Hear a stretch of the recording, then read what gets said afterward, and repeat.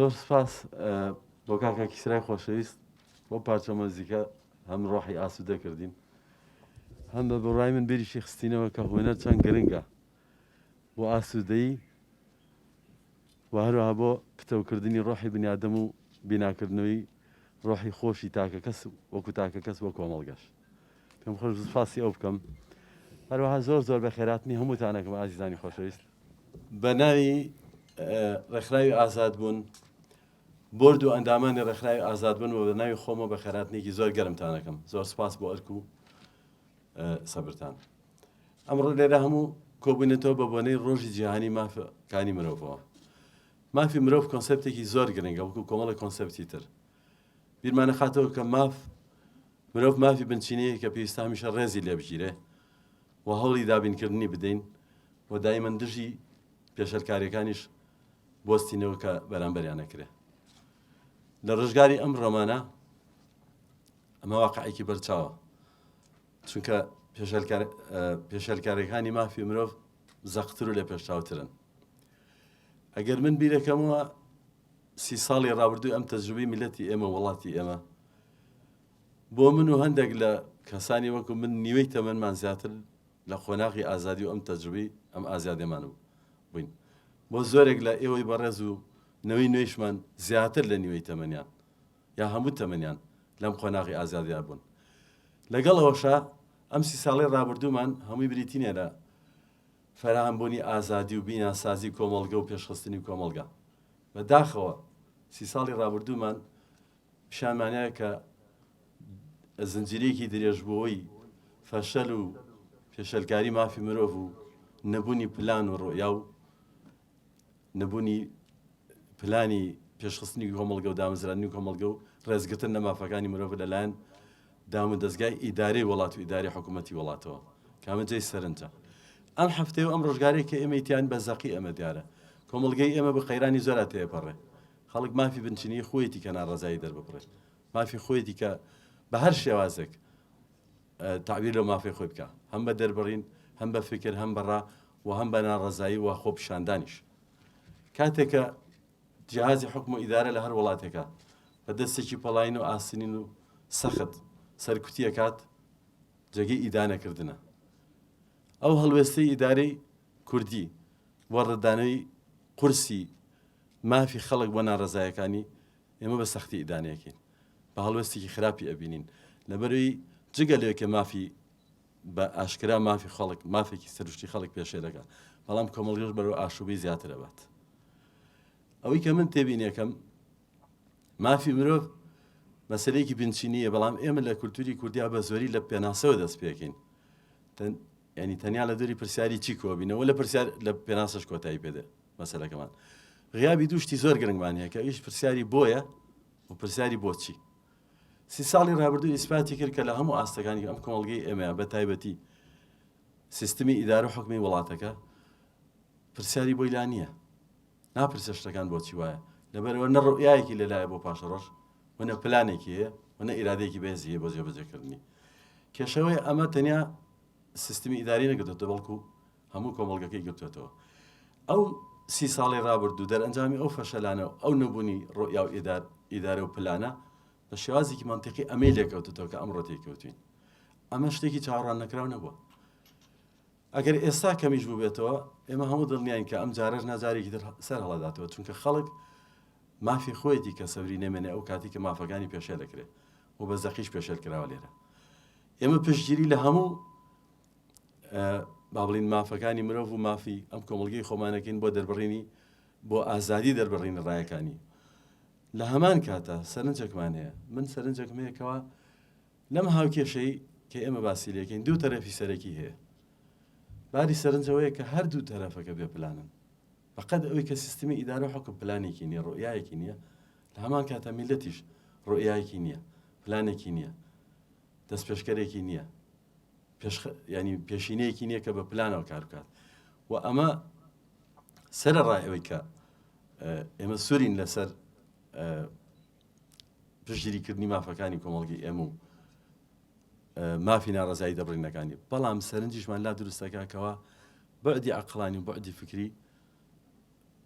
غیابی هەیە و ئەوە جێی سەرنجە ڕێکخراوی ئازاد بوون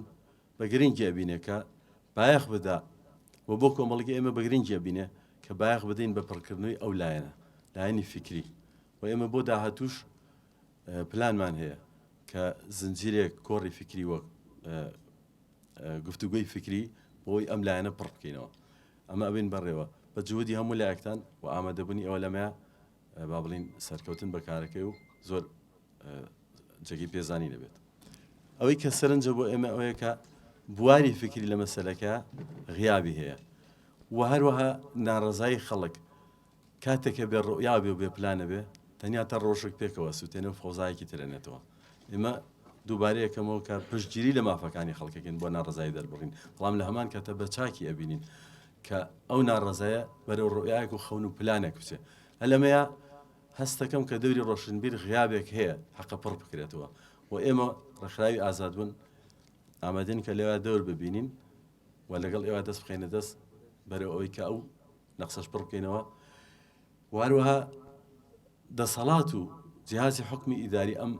وڵاتە ئەبا بەڕێوە بخەینە دەمی بەرپرسیارەتی خۆی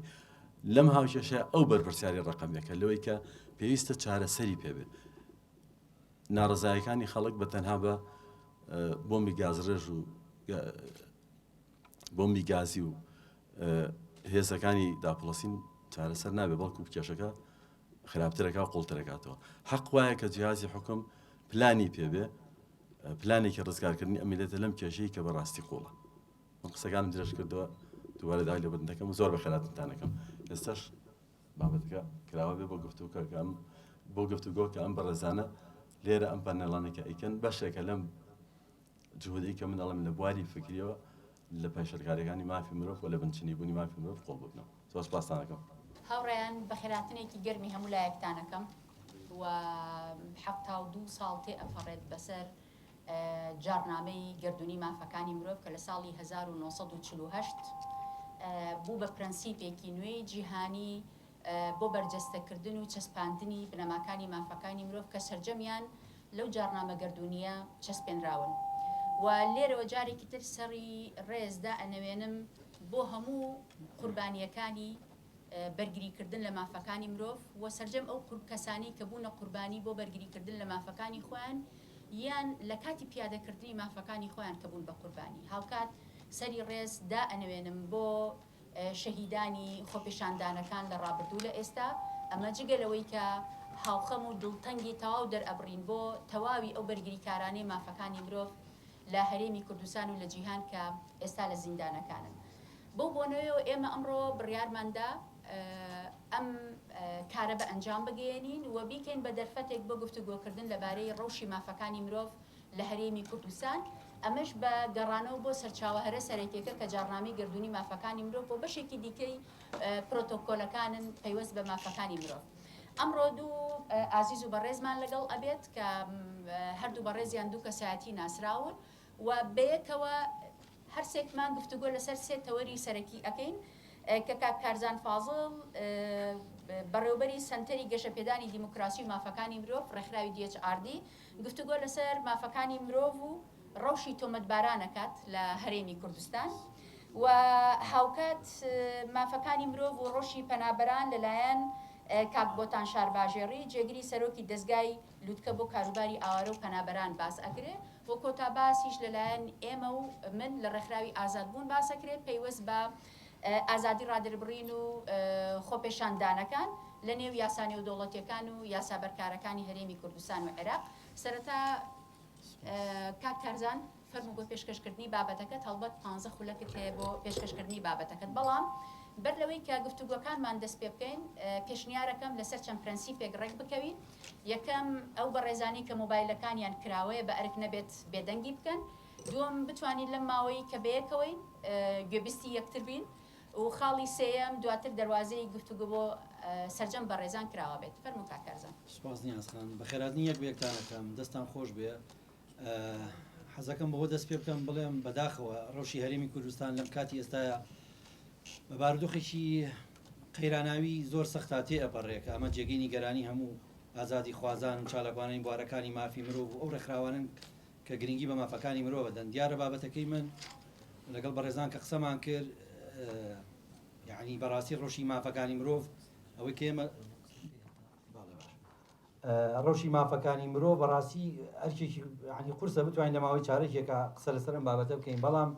ئەوەنەی بتوانین سەرنج و تێبینیەکانی خۆمانەخینە ڕوو لەسەر ڕۆژی تۆمەتباران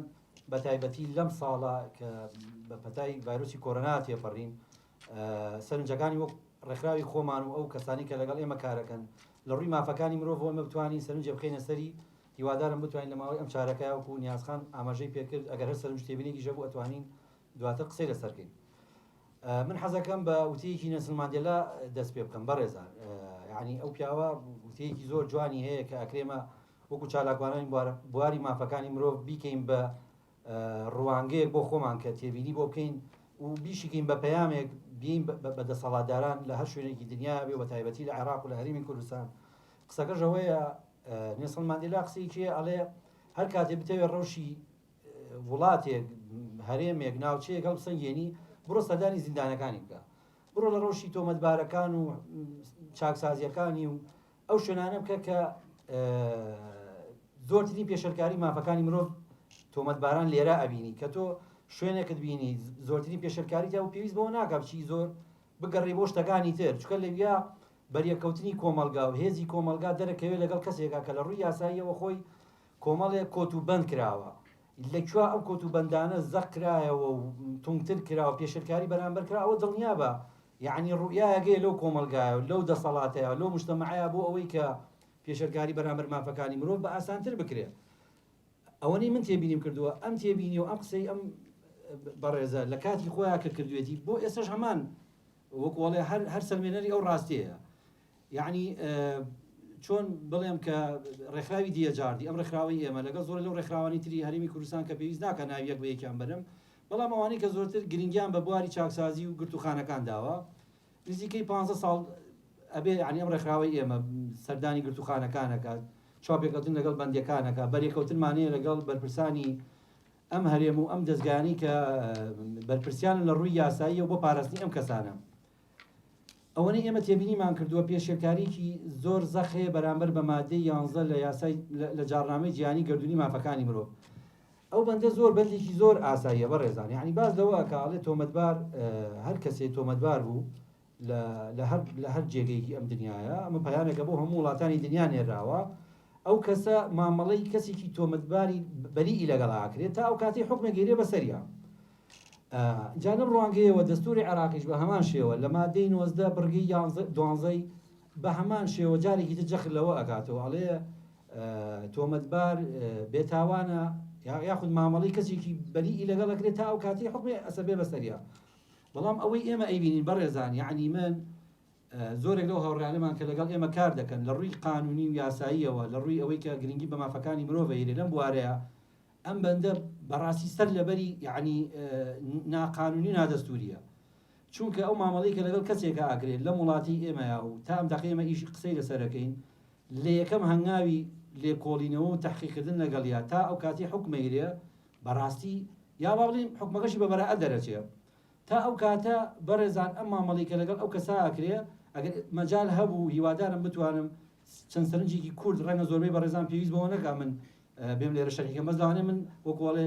بەبوونەی ئەم ڕۆژەوە یم وەکوڵێ بیرخستنەوەیەکە خەمە ڕوو یعنی لەو بەندەیە کە باسی ئەوم کرد وتم ئەڵێ تۆمەتبار بێتاوانە تا ئەو کاتی حکومێ بەسەریا ئەسەبێنێ واتە مامەڵەی کەسێکی ئازادی لەگەڵ ئاکرێت تا ئەو کاتی حکمەیرێ. بەڵام لە یەکەم بەرکەوتنەوەکو باسم کرد ئەم نەسی جاڕنامەی جیهانی مافی مرۆڤە ئەم نەسە دەستوریە ئەم نەسە یاساییە کە لە یاسای بنەما دادگەری سزایەکانە ئاماژەی پێکردووە کە کۆمەڵی زەماناتی هەیە بەڕێزان هەمووی سەر لەبەری پێشەرکاریە بەرامبەر ڕەنگە بەلاتانەوە سیر بێت چۆن من بەم مطلقی قسە ئەکەم بەڵام من ئێستا بۆتان باسەکەم یعنی کە کەسێک ئەگیرێ لە وڵاتی ئێمەیە بەسیترین شتی کە حەقی خۆیەتی ئەبێ لە ماوەی 24 ساعاتە وتەکانی وەرگیرێ. اینجا من شتەکە ڕەبتەکەم و جارێکی تر بەم بابەتی کۆرۆنایەوە چکە لە کاتی خۆیان زۆربەی ئەو ڕێکخراوانی کە من ئێستا ئەیان بینم و هاوڕێ ئازیزانی کە ئەیان بینم ئەم بەڕێزانی کە لێرە ئامادەن یعنی ئاماژەمان پێکرد بەڕاستی لە کاتی ڕاگەیاندنی قەدەغەی هاتوو چۆ بڵاوبوونەوەی ڤایرۆسی کۆرۆنا یعنی ئەوەی کە ئێمە زۆر لێ ئەترساین و زۆر هاوارمان بۆ کرد لە 15 ساڵ و 20 ساڵی ڕابردووە وەکو کاک فەریدون ئاماژەی بۆ کرد لەوە لە 30 ساڵە بیر لەم بابەتە نەکرایەوە چارەسەر نەکرا وەکو عەرەبە لە زادت طین بەلەتە یعنی ئیتر قوڕەکە زیاتر خەزبەوە لێرە وەکو ئەڵێ شتەکان زۆر بە وازەحی دەرکەوتن کە ئەو قسانشی کە ئەکرا و شتێکی معنی وەکو ئەڵێ جوانکاریەک باسەکرا لە وڵاتی ئێمە یاسا سەروەرە مافەکانی مرۆڤ پارێزراوە مافی تۆمەتبار پارێزراوە خەڵکی ئازادە لەوەی کە بتوانێت بەرگری لە خۆی بکات لە بەردەم دادگاکانە و دادگا حکمی دادگاکان سەروەری هەیە ئەمانە هەر هەمووی بەڕێزان ڕاستە پێشتر هەموو قسەمان لەسەر کردووە راپۆرتمان لەسەراوە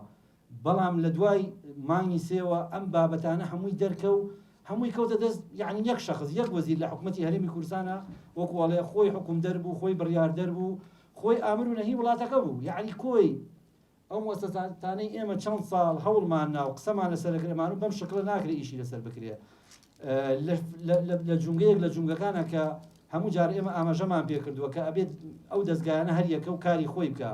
فەصلی سوڵتات بەپێی دەستور و بەپێی ئەوەی کە لە دنیاە باوە لە وڵاتانی دیموکراسیا پیادە ئەکرێ هەر هەمووی وەکو ئەڵێ ڕووی ڕاستەقینەی خۆی دەرکەوت یعنی لەو ڕۆژەی بەرەزان من بیرتانە خەمەوە ئەو ڕۆژەی کە بڕیاری قەدەغەی هاتوچۆیە کە بۆ ئێمەی چالاکوانان و گرنگی دەر بە بواری مافەکانی مرۆڤ ڕەنگە لای زۆربەی خەڵکی بەم شکڵە نەبیرابێن بۆ پاراستنی گیانی هاوڵاتیان بوو بۆ پاراستنی خۆمان بوو ڕاستە شتێکی جیهانی بوو بەڵام ئەوەی کە بیری لێ نەکرا بەڕێزان ئەو پێشێلکارانە چی بەرامبەر مافەکانی مرۆڤ کرا بەڕێزان ئەو پێشێلکارە یاسانی کە کران لە وڵاتی ئێمە شتی زۆر گەورە بوون بە هیچ پێودانگێک بە هیچ بڕیارێک بێ هیچ یاسایەک بڕیاری حکمی عورفی لە وڵاتە دەرچوو یەک کەس حکمیە کرد و بەبێ قانونمان هەبێ یعنی ئەمە گەورەترین وەکوڵێ کەمەرشکێنێکی تەواو بوو لە ئاستی ئەو قسانەی کە ئەوترا چونکە وەکو باسم کرد یعنی بەداخەوە لەم هەرێمەی ئێمە و لە عێراقیش بە هەمان شێوە یعنی ئەوەی کە گرنگ نەبێ بەلای دەسەڵاتدارانە و بەلای ئەو کەسانی کە وەکوڵێ لە پرساوی یەکەمی ئەم وڵاتەن یعنی بابەتی مافەکانی مرۆڤ چاکسازیەکان و تۆمەتباران مافی هاوڵاتیان بەڕاستی لە ئەولەوێتی کاری ئەوان نییە ڕاستە لێرە و لەوێ بۆ نمونە دەستی سەربەخۆی مافەکانی مرۆڤمان هەیە بەڕێبەرادی تونوتیژی دژی ژنانمان هەیە مناڵانمان هەیە ڕاستە ئێمە کۆمەڵێک لەم دەستگاهانەمان هەیە بەڵام بەداخەوە ئەمانە لە ناوەڕۆکی خۆیان بەتاڵ کراونەتەوە یعنی ئەوەی کە خەڵک تەمەنایە کرد و ئێمە هەمومان وەکوڵێ کۆڵێک دڵمان پێیان خۆش و هەرچەنە سەرنجمان هەبوو لە سەریان بەڵام بەداخەوە لەم بابەتەیە کە باسم کرد و لە کاتی ئەوەی کە شتێک هات ڕووی کردە ئەم وڵاتە هەمووی زەربی سفر کرا یعنی بەدەلیلی چی بەدەلی ئەوەی کە ئەوە دادگا ئەوە دەرگای دانەخستایە بەڕێزان ئەوە پەرلەمان دەرگای لە خۆی دانەخستایە کە ئەمە یعنی زۆر سەیر و بەلای ئێمە وەکو ڕێکخراوی ئێمە سەنتەری پەرلەمانی دیموکراسی مافی مرۆڤ لەمانی سا ئێمە مزەکەرەیەکمان بڵاو کردەوە خەریب و بێن شکال لە ئێمە بکەن ئەیانوێەوە تەشکیل بە دادگاکەن ئێمە ئەمان و کۆمەڵی خەڵکێ لە ناو زیندانەکانە بەپێی یاسا بۆ نمونە لە 27 سێ بۆ نمونە لە 28 سێ ئەم ساڵ کە تێپەڕی بەپێی قانونی سوڵی محاکەمان جەزای وایە لە زیندان بەهات ناتە دەرەوە وڵاتەکانی دەوروبەری ئێمە کە ئێمە زۆر جار یعنی بە وڵاتانی ڕەنگە نوعێ لە نوعەکان بە دیکتاتۆر و بە چوزانن بە مەرکەزی ناویانە بین ئەهاتن لە پەرلەمان و یاسایان دەرەکرد بوو ئەوەی لەگەڵم باردۆخا خۆیان بگونجێنن بەڵام بەداخۆی مە یاساشمان لەبەردەسا بوو بە بڕیارێکی وەزیری ناوخۆ هەرچی شتە وەستا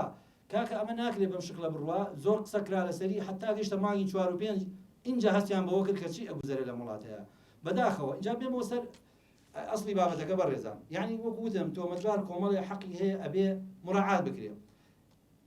وتم لە 15 ساڵی ڕابردووە ئێمە چاودێری ماگرۆ زۆربەی ئەو بەڕێزانە ڕەنگە تەمەنیان لە ئێمە زیاترە و باشتر ئاگاداری وەزعەکەن لەوانە بووی لە ساڵی نەوەکانە تۆ باسی سجن و بەندکرا و ئەوانە بکەی بەڕاستی ئەرزێتێکی وان نەبوو هەرچەنە مافەکانی مرۆڤ خۆتان دەزانن هیچ جاکاریەک و وەکوڵێ هیچ پاساوێک نییە بۆ ئەوی تۆ پێشێری بکە یعنی تۆ لە شەڕابووی لەگەڵ چوزانم حکومەتی بەعسا نابێت بیگەی بە پاساو بۆ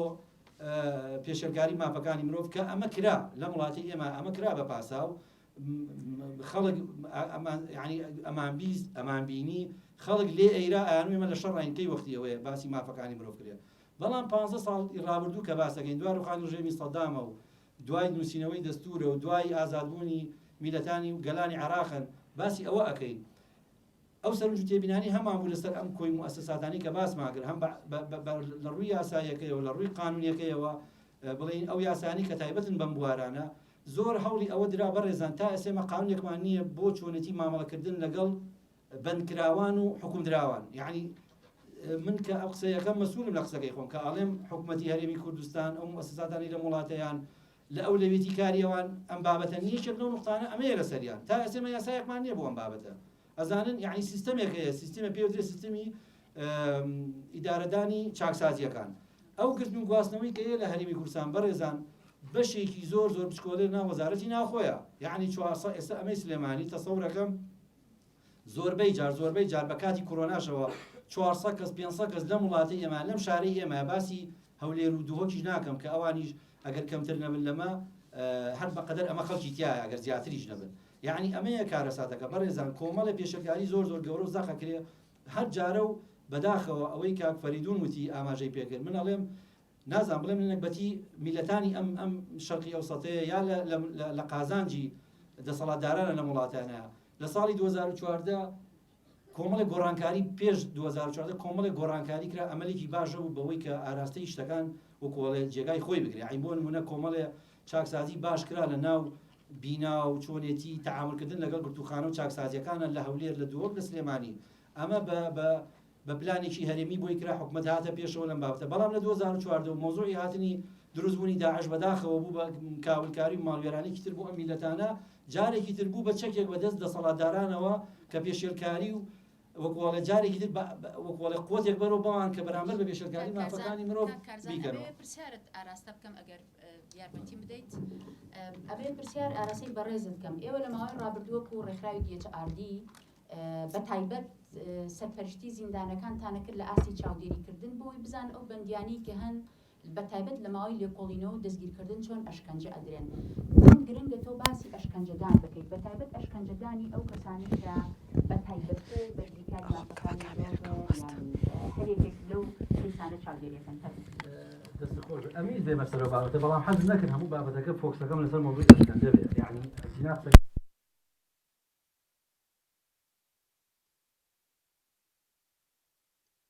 باسم کرد لە کاتی بوونی ئەم ئەزمانەیە هەموو جارێ وەکوڵێ ڕووی ڕاستەقینەی دەسەڵاتدارانی هەر وڵاتێک دەرەکەوێ کە چۆن مامەڵە لەگەڵ ئەم ڕوودا و پێشاتانە بکە یعنی لە وڵاتی ئێمە هیچ ئەرزێتێک نەبوو بۆ ئەم بابەتە لەگەڵ ئەوەی بیرتان نەچێ یعنی لە مانگی یەکەوە لە مانگی دوانزەوە لە ئێران لە تورکیا لە ئێران بەتایبەتی باسی ئەوە کرا کە کۆرۆنا هەیە حکوومەت و ئەو پەرلەمانانی کە لەوێ کاریانە کرد ئەوەی من ئاگام لێ بوو خۆیان ئامادە کرد بۆ ئەم حاڵەتە یعنی بۆی چۆن بێن لەگەڵ ئەم بابەتی کۆرۆنای خۆیان بگونجێنن وردە یعنی زۆر نزیک بوو لێمان لە مانگی یەک و دووە وەکو ئەم وڵاتی ئێمە وەکو بڵێ بەس وەزارەتی ناوخۆ یعنی ئیتر بەس خەمخۆری ئەم وڵاتەیە یعنی مؤسسەیەکی تر نەبوو خەم لەوە کاکە لە مانگی سێ چی ڕوئەیە خۆ هەموو شتی علمی بوون شتی زانستی بوون باسەکرا کە مۆزوعی کۆرۆنا بەم شکلە تەعامی لەگەڵاکرێت لە وڵاتێکی وەکو بیستمانە لە بەریتانیا لە دانیمار لە ئەڵمانیا تەعاملکردن لەگەڵ پێشێلکارەکانی مافی مرۆڤ زۆر قورسە لەوێت چونکە ئەمە بەڕاستی بەڕێزان ئیلاقەی بە کلتورەوە هەیە ئیلاقەی بە وەکوڵێ شتێکی ناوەچیە زۆر دوور و درێژە ئەمە وەکو باسم کرد ڕووی ڕاستەقینەی مؤسساتانەی دەرخست و ڕووی ڕاستەقینەی حکومەت دەرەخا لە کاتی کارەساتەکانە یعنی لەویا دەرەکەوێت کە تۆ چەند ئیهتیمام و گرنگیدان بەم بوارانە ئەی بۆ ئەوەی کەمترین ڕەخنە لەسەر وێسە پێشەلکارەکانی مافی مرۆڤ ئەوەی کە من باسم کرد بەڕێزان یعنی کە ئەوتم لە مانگی سێ ئەمە وەستێنرا ڕەنگە زۆربەتان بەسەر چاو گرنگە بەلام و ئەمە بڵێ بەڕێزان یعنی ئەوەی کە گوزەرا چی بوو یعنی لەناو دادگا داخرا لێتان ناشارمەوە ماوەی مانگێک 45 ڕۆژ زۆر بەدەگمەن حاکم هەبووە تۆمەتبار ببینێ یعنی سەیدی مووقیف شورتە و ئاسایش و دژە تیرۆر بە لە وڵاتەیە ئەوانیش لەگەڵ ڕێز و حرمەتم بۆ هەموو کارمەندەکان بەڵام کەمترین وەکوڵێ لە کەمترین ئاستا ئەوان ڕێز مافەکانی مرۆڤ بگرن ئەمە قسەی لە خۆمەوە نایکەم یعنی ئەوە بەڵگە هەیە ڕاپۆرت هەیە کەواتە سەیدی مووقیف هاتەوە قسەکە هاتەوە سەر ئەو کەسی کە هێزەکەی بەدەسە ئەو کەسی کە لە شەقامایە و چەکی پێ و حکمی قانون کەوتە دەزەوە بەڕێزان من لە زۆر لە دادوەر مەپرسی ئەموو هاوڕێمانن بە حکمی ئیشکردن بە حکمی کارکردنی و چەند ساڵە ئەمان و ئێوە ئاگادارن بۆ نمونە جاچی قەوما بەڕێزان شتەکە ئەمە بوو هەر کەسێک کە ئەیگیرا لەو کاتانەیە ئەبوایە فەحسی کۆرۆنا بکە باشە بەڕێزان یعنی ئەگەر حکومەت بیر لە بابەتی ئاواج و زیاد بکاتەوە نایڵ ئەم ڕخنەیە ئێستا من بێم لێرە باسی لێ بکەم ئەبێ فەحسی کۆرۆنا بکە ئەگە فەحسی کۆرۆنا نەکات چییە شوێنی مانەوەی ڕاستەقینەی بەندکراو گرتوخانەیە، یعنی شوێنێکی تایبەتە بۆ مانەوەی بەندکرا و ڕاگیراو. نەخێر ئەم شتە ئێمە گەڕینەوە ڕێک بۆ 10 ساڵەوە بێژ بەڕێزان، هەر کەسە ئەگیرا تۆ حاسی هەر شتێک بکردایە لە ماڵەکەی خۆتا تووشی شەڕ بوویتایە، خێزانەکەش کاتی لێ بکردیتایە، مناڵێک لەگە مناڵەکە شەڕی بکردایە، بوو بۆە بەسکاڵا بگەیشتا دەستی پۆلیس، تۆ ئەگیرایە برایتە بنکەی پۆلیس، حاکم لەوێ نییە، کەسی لێ نییە، لە محکەمەش نییە حاکم، بە تەلەفۆنیان و فڵانە کەس گیراوە بەڵێەوە گیراوە لەوێ داینێن. ئەمە لە حاڵەتی طبیعیە ئەبرا بۆ گرتن و گواستنەوە لەوێ بۆ باشترە، کۆمەڵی زەماناتی زیاتری هەیە، ئەو کەسی کە لێکۆڵین لەگەڵاکە شەو ڕۆژ لەگەڵیان نابێ، بڕیارەکە وا بوتیان نەخێر هەر کەسێک کە ئەگیرێ بێ لەناو بنکەی پۆلیسەکە بمێنێتەوە. بەڕێزان ئەم بابەتە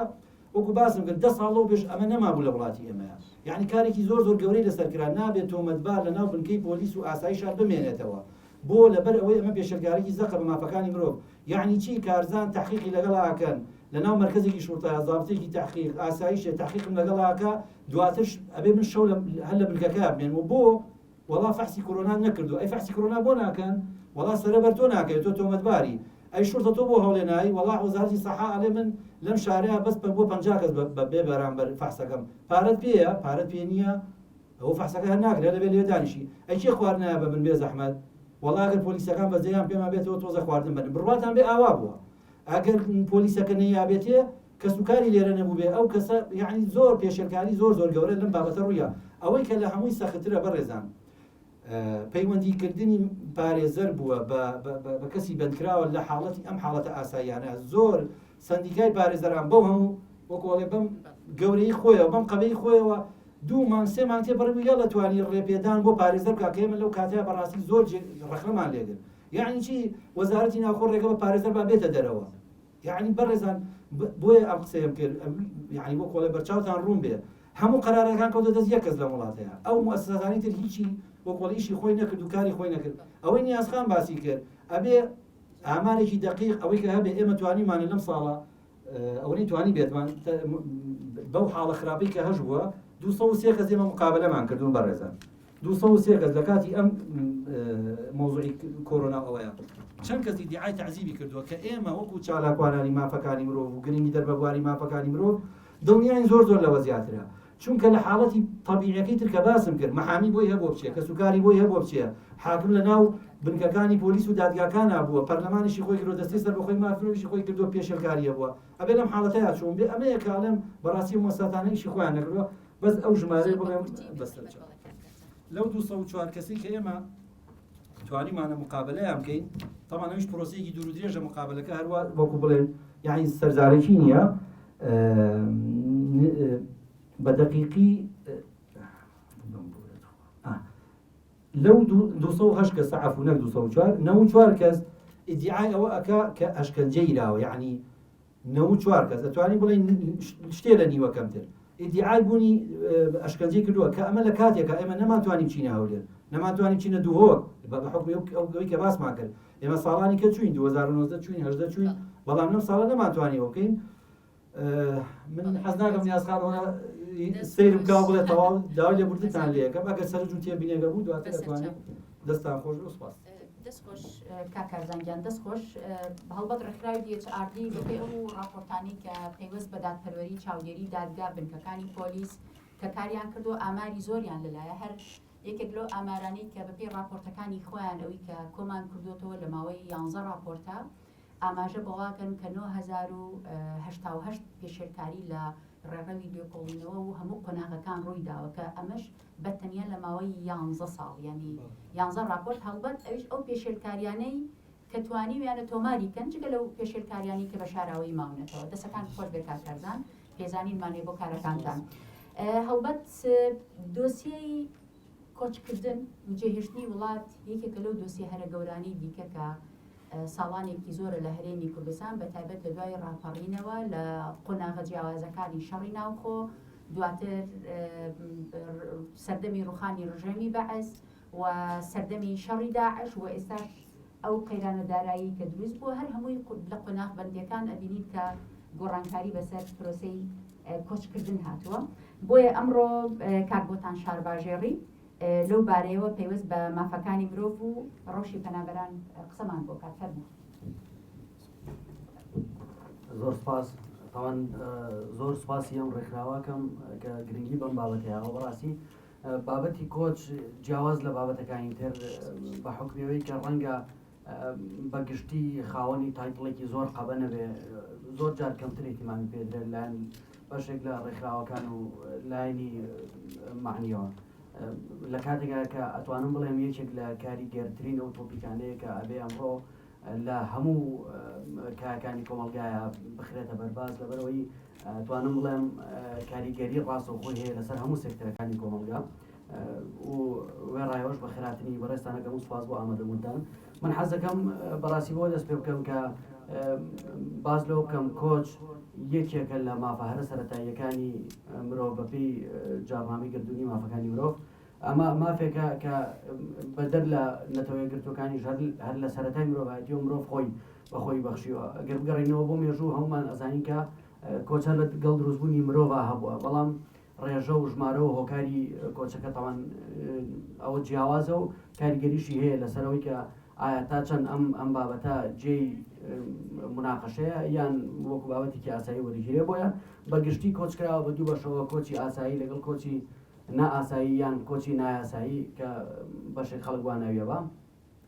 وازحە کۆچە ئاساییەکەوانەیە کە خەڵکانێک بە شێوەیەکی یاسایی ڕۆنە ناو وڵاتێکەوە بۆ خوێندن بێ بۆ کارکردن بێ بۆ هەر شتێکیاوە و کۆچی نایاساییشمان هەیە کە ئەمەیان ئێمە کاری لەسەرەکەین وەکو دەستگای لووتکە و لە ماوەی چەند ساڵی ڕابردووە لە ژێر ناوی ڕێکخراوێکی ترا و لە 2009 شاکاتێککە ناوی ڕێکخراوەکەمان گۆڕیەوە بە دەستگای لووتکە لە ماوەی دە بۆ 12 ساڵی ڕابردووە کارمان لەسەرم بابەتە کردووە بەهەرحاڵ ئەوەی کە زۆر گرنگە باسی بکەم ئەوەیە کاتێک ئێمە باسی مافی مرۆڤەکەین تەنیا باس لە دەسەڵات ناکەین تەنیا باز لە حکوومەت ناکەین چکە پێشێلی مافی مرۆڤ تەنیا لەلایەن دەسەڵاتەوە ناکرێت لەلایەن خێزانەوە ئەکرێت لەلایەن کۆمەلگاوە ئەکرێت لەلایەن دەسەڵاتەوە ئەکرێت و هەروەها لەلایەن ڕاگەاندنیشەوە ئەکرێت ئەمانە هەر یەکێک لەمانە کاریگەری ڕاستەوخۆی هەیە لەسەر دەرونی هاوڵاتی و کاری لەیەکا بۆ ئەوەی کە قرار بدا ئایا کۆچ بکە یان بمێنێتەوە و هەمووشمان نەزانین ئەو بارودۆخانی کە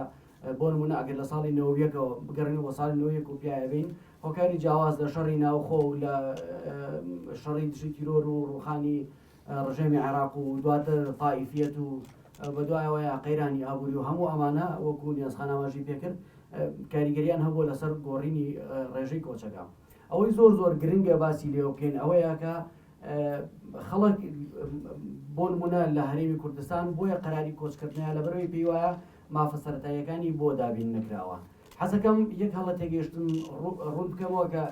لە زۆرینەی کاتەکانە بەتایبەت لە ڕاگەاندنەکان ئەم بابەتە قسەی لەسەر ئەکرێ وا باسەکرێ ئەوانەی کە کۆچ ئەەکەن خەڵکانی هەژارن ئەوانن کە کاریان دەست ناکەوێت ئەوانن کە پاریان پێنیە ئەم خەڵکانە بەگشتی کۆچەکەن بۆ ئەوەی کە کارێکی باشتر بدۆزنەوە کە لە ڕاستیە ئەمە هەڵە تێگەیشتنە لەبەرەوەی زۆر بەوازحی کۆچکردن لە وڵاتێکەوە بۆ وڵاتێکی تر بڕێک پاری تێچێ کە خەڵکی زۆر هەژار و کەم دەرامەت ناتوانێت ئەو بڕە پارەیە دابین بکە ئەوانەی کە کۆچەکەن بەگشتی خەڵکی وەسەتن ئەمانن کە لە ڕووی سیاسیەوە کەم دەسەڵاتن لە ڕووی کۆمەڵایەتیەوە دابەش بوون بەڵام بەگشتی توانین بڵین ناڕازین لە ڕووی ئابوووریەوە ئەو خەڵکانن کە ئەکرێ ئەگەر بمێننەوە بزنسی ناوەندی دامەزرێن بزنسی بچووک دامەزرێنن کە ئەمە یەکێکە لە پایە هەرە گرنگەکانی ئابووری بۆ هەر وڵاتێک واتە هەر وڵاتێک کە بزنسی بچووکی دیانە بێ تووشی ئەکرێ لە داهاتوە تووشی قەیرانی ئابووری بێ ئەمەیان من ناچمە سەر ئەو باسە بەڵام وەکو ئاماژەم پێکرد ئەم خەڵکە بەگشتی لەبەر ئەوە کۆچەکە چکە پێی وایە لەرە مافی دابین نەکراوە بەڵام پرسیاری جەوهری ئەوەیە ئایا ئەو وڵاتەی کە تۆ کۆچی بۆ ئەەکەیت لەوێش مافەکانت دابین کراوە بەوازحی ئەوەی کە ئەیبینین لەسەر وەرەقە و قەڵام شتێکەوە ئەوەی کە لە واقع ئایبینی شتێکی ترە ئێمە دەیان کە ئیسمان لایەکە لە کامپی پەنابرانە لە وڵاتانی ئەوروپا و بە تایبەتی لە تورکیا خەڵک ئەشکەنجەی دەرونیە درێ ئەشکەنجەی فیزیکیە درێجەستەیی و ینی بارودۆخێکی خراپی هەیە لە شوێنەکە ئەهێڵرێتەوە کە دەیان حاڵەتمان هەیە ژن و مێرد لە یەکجاکراونەتەوە چەندین مانگدایان توانیوە یەکتری ببینن لە وڵاتێکە کە وڵاتی دیموکراسی وڵاتێک کە بەحسا وڵاتی مافی مرۆڤە هەموو ئەم حاڵەتانە ڕوئەدەن و پاشان ئەوەی کە بەگشتی لەلایەن کۆچبەرەوە بە هەند وەرنەگیراوە مەسلەی قبولکردنێتی لە وڵاتەیە ئەنی جۆرێک لە ئایدیا لای خەڵک دروست بووە کە پێی وایە مەسەلەن گەر کۆچی کرد چووە ئەڵمانیایی تر لەوێ ژیان نیزام نەبێت لەوێ توانێت ئیشی دەستکەوێت لەوێ توانێت بە ئارەزوی خۆی کچێکی جوان بناسێت و زاواجی لەگەڵا بکات و ئەم جۆرە بیرکردنەوەانە هەیە بەڵام ئەمە لەگەڵ واقعا یەک ناگرێتەوە ئێمە بە پێ و سەرنجانی کە هەمان بۆ هەرچەنە ڕەنگە هیچ کاتێک بە فەرمی هیچێکێک لە وڵاتەکان بە ئاشکرا ئەمە باز نەکەن بەڵام هەر یەکێک لە وڵاتانەی کە پەنابەروەرەگرن بە دڵنیاییەوە ئەیانەوێ ئەوەنەی کە خوان ئەتوانن ئەو بۆشاییانەی کە هەیەە لە هەر بوارێکە هەیەە بەم ئەم بۆشاییانە بە پەنابەران پڕ بکەنەوە لەبەرەوەی نایشارینەوە کۆچ ئەگەر بە ڕێژەیەکی سنووردار و بە ژمارەیەکی سنووردار بێ سوود بەخشە بە هەم بۆ وڵاتی کە خەڵک کۆچی لێواکە و هەم بۆ ئەو وڵاتش کە خەڵک کۆچی بۆکە ئەو وڵاتانە ئەیانەوێ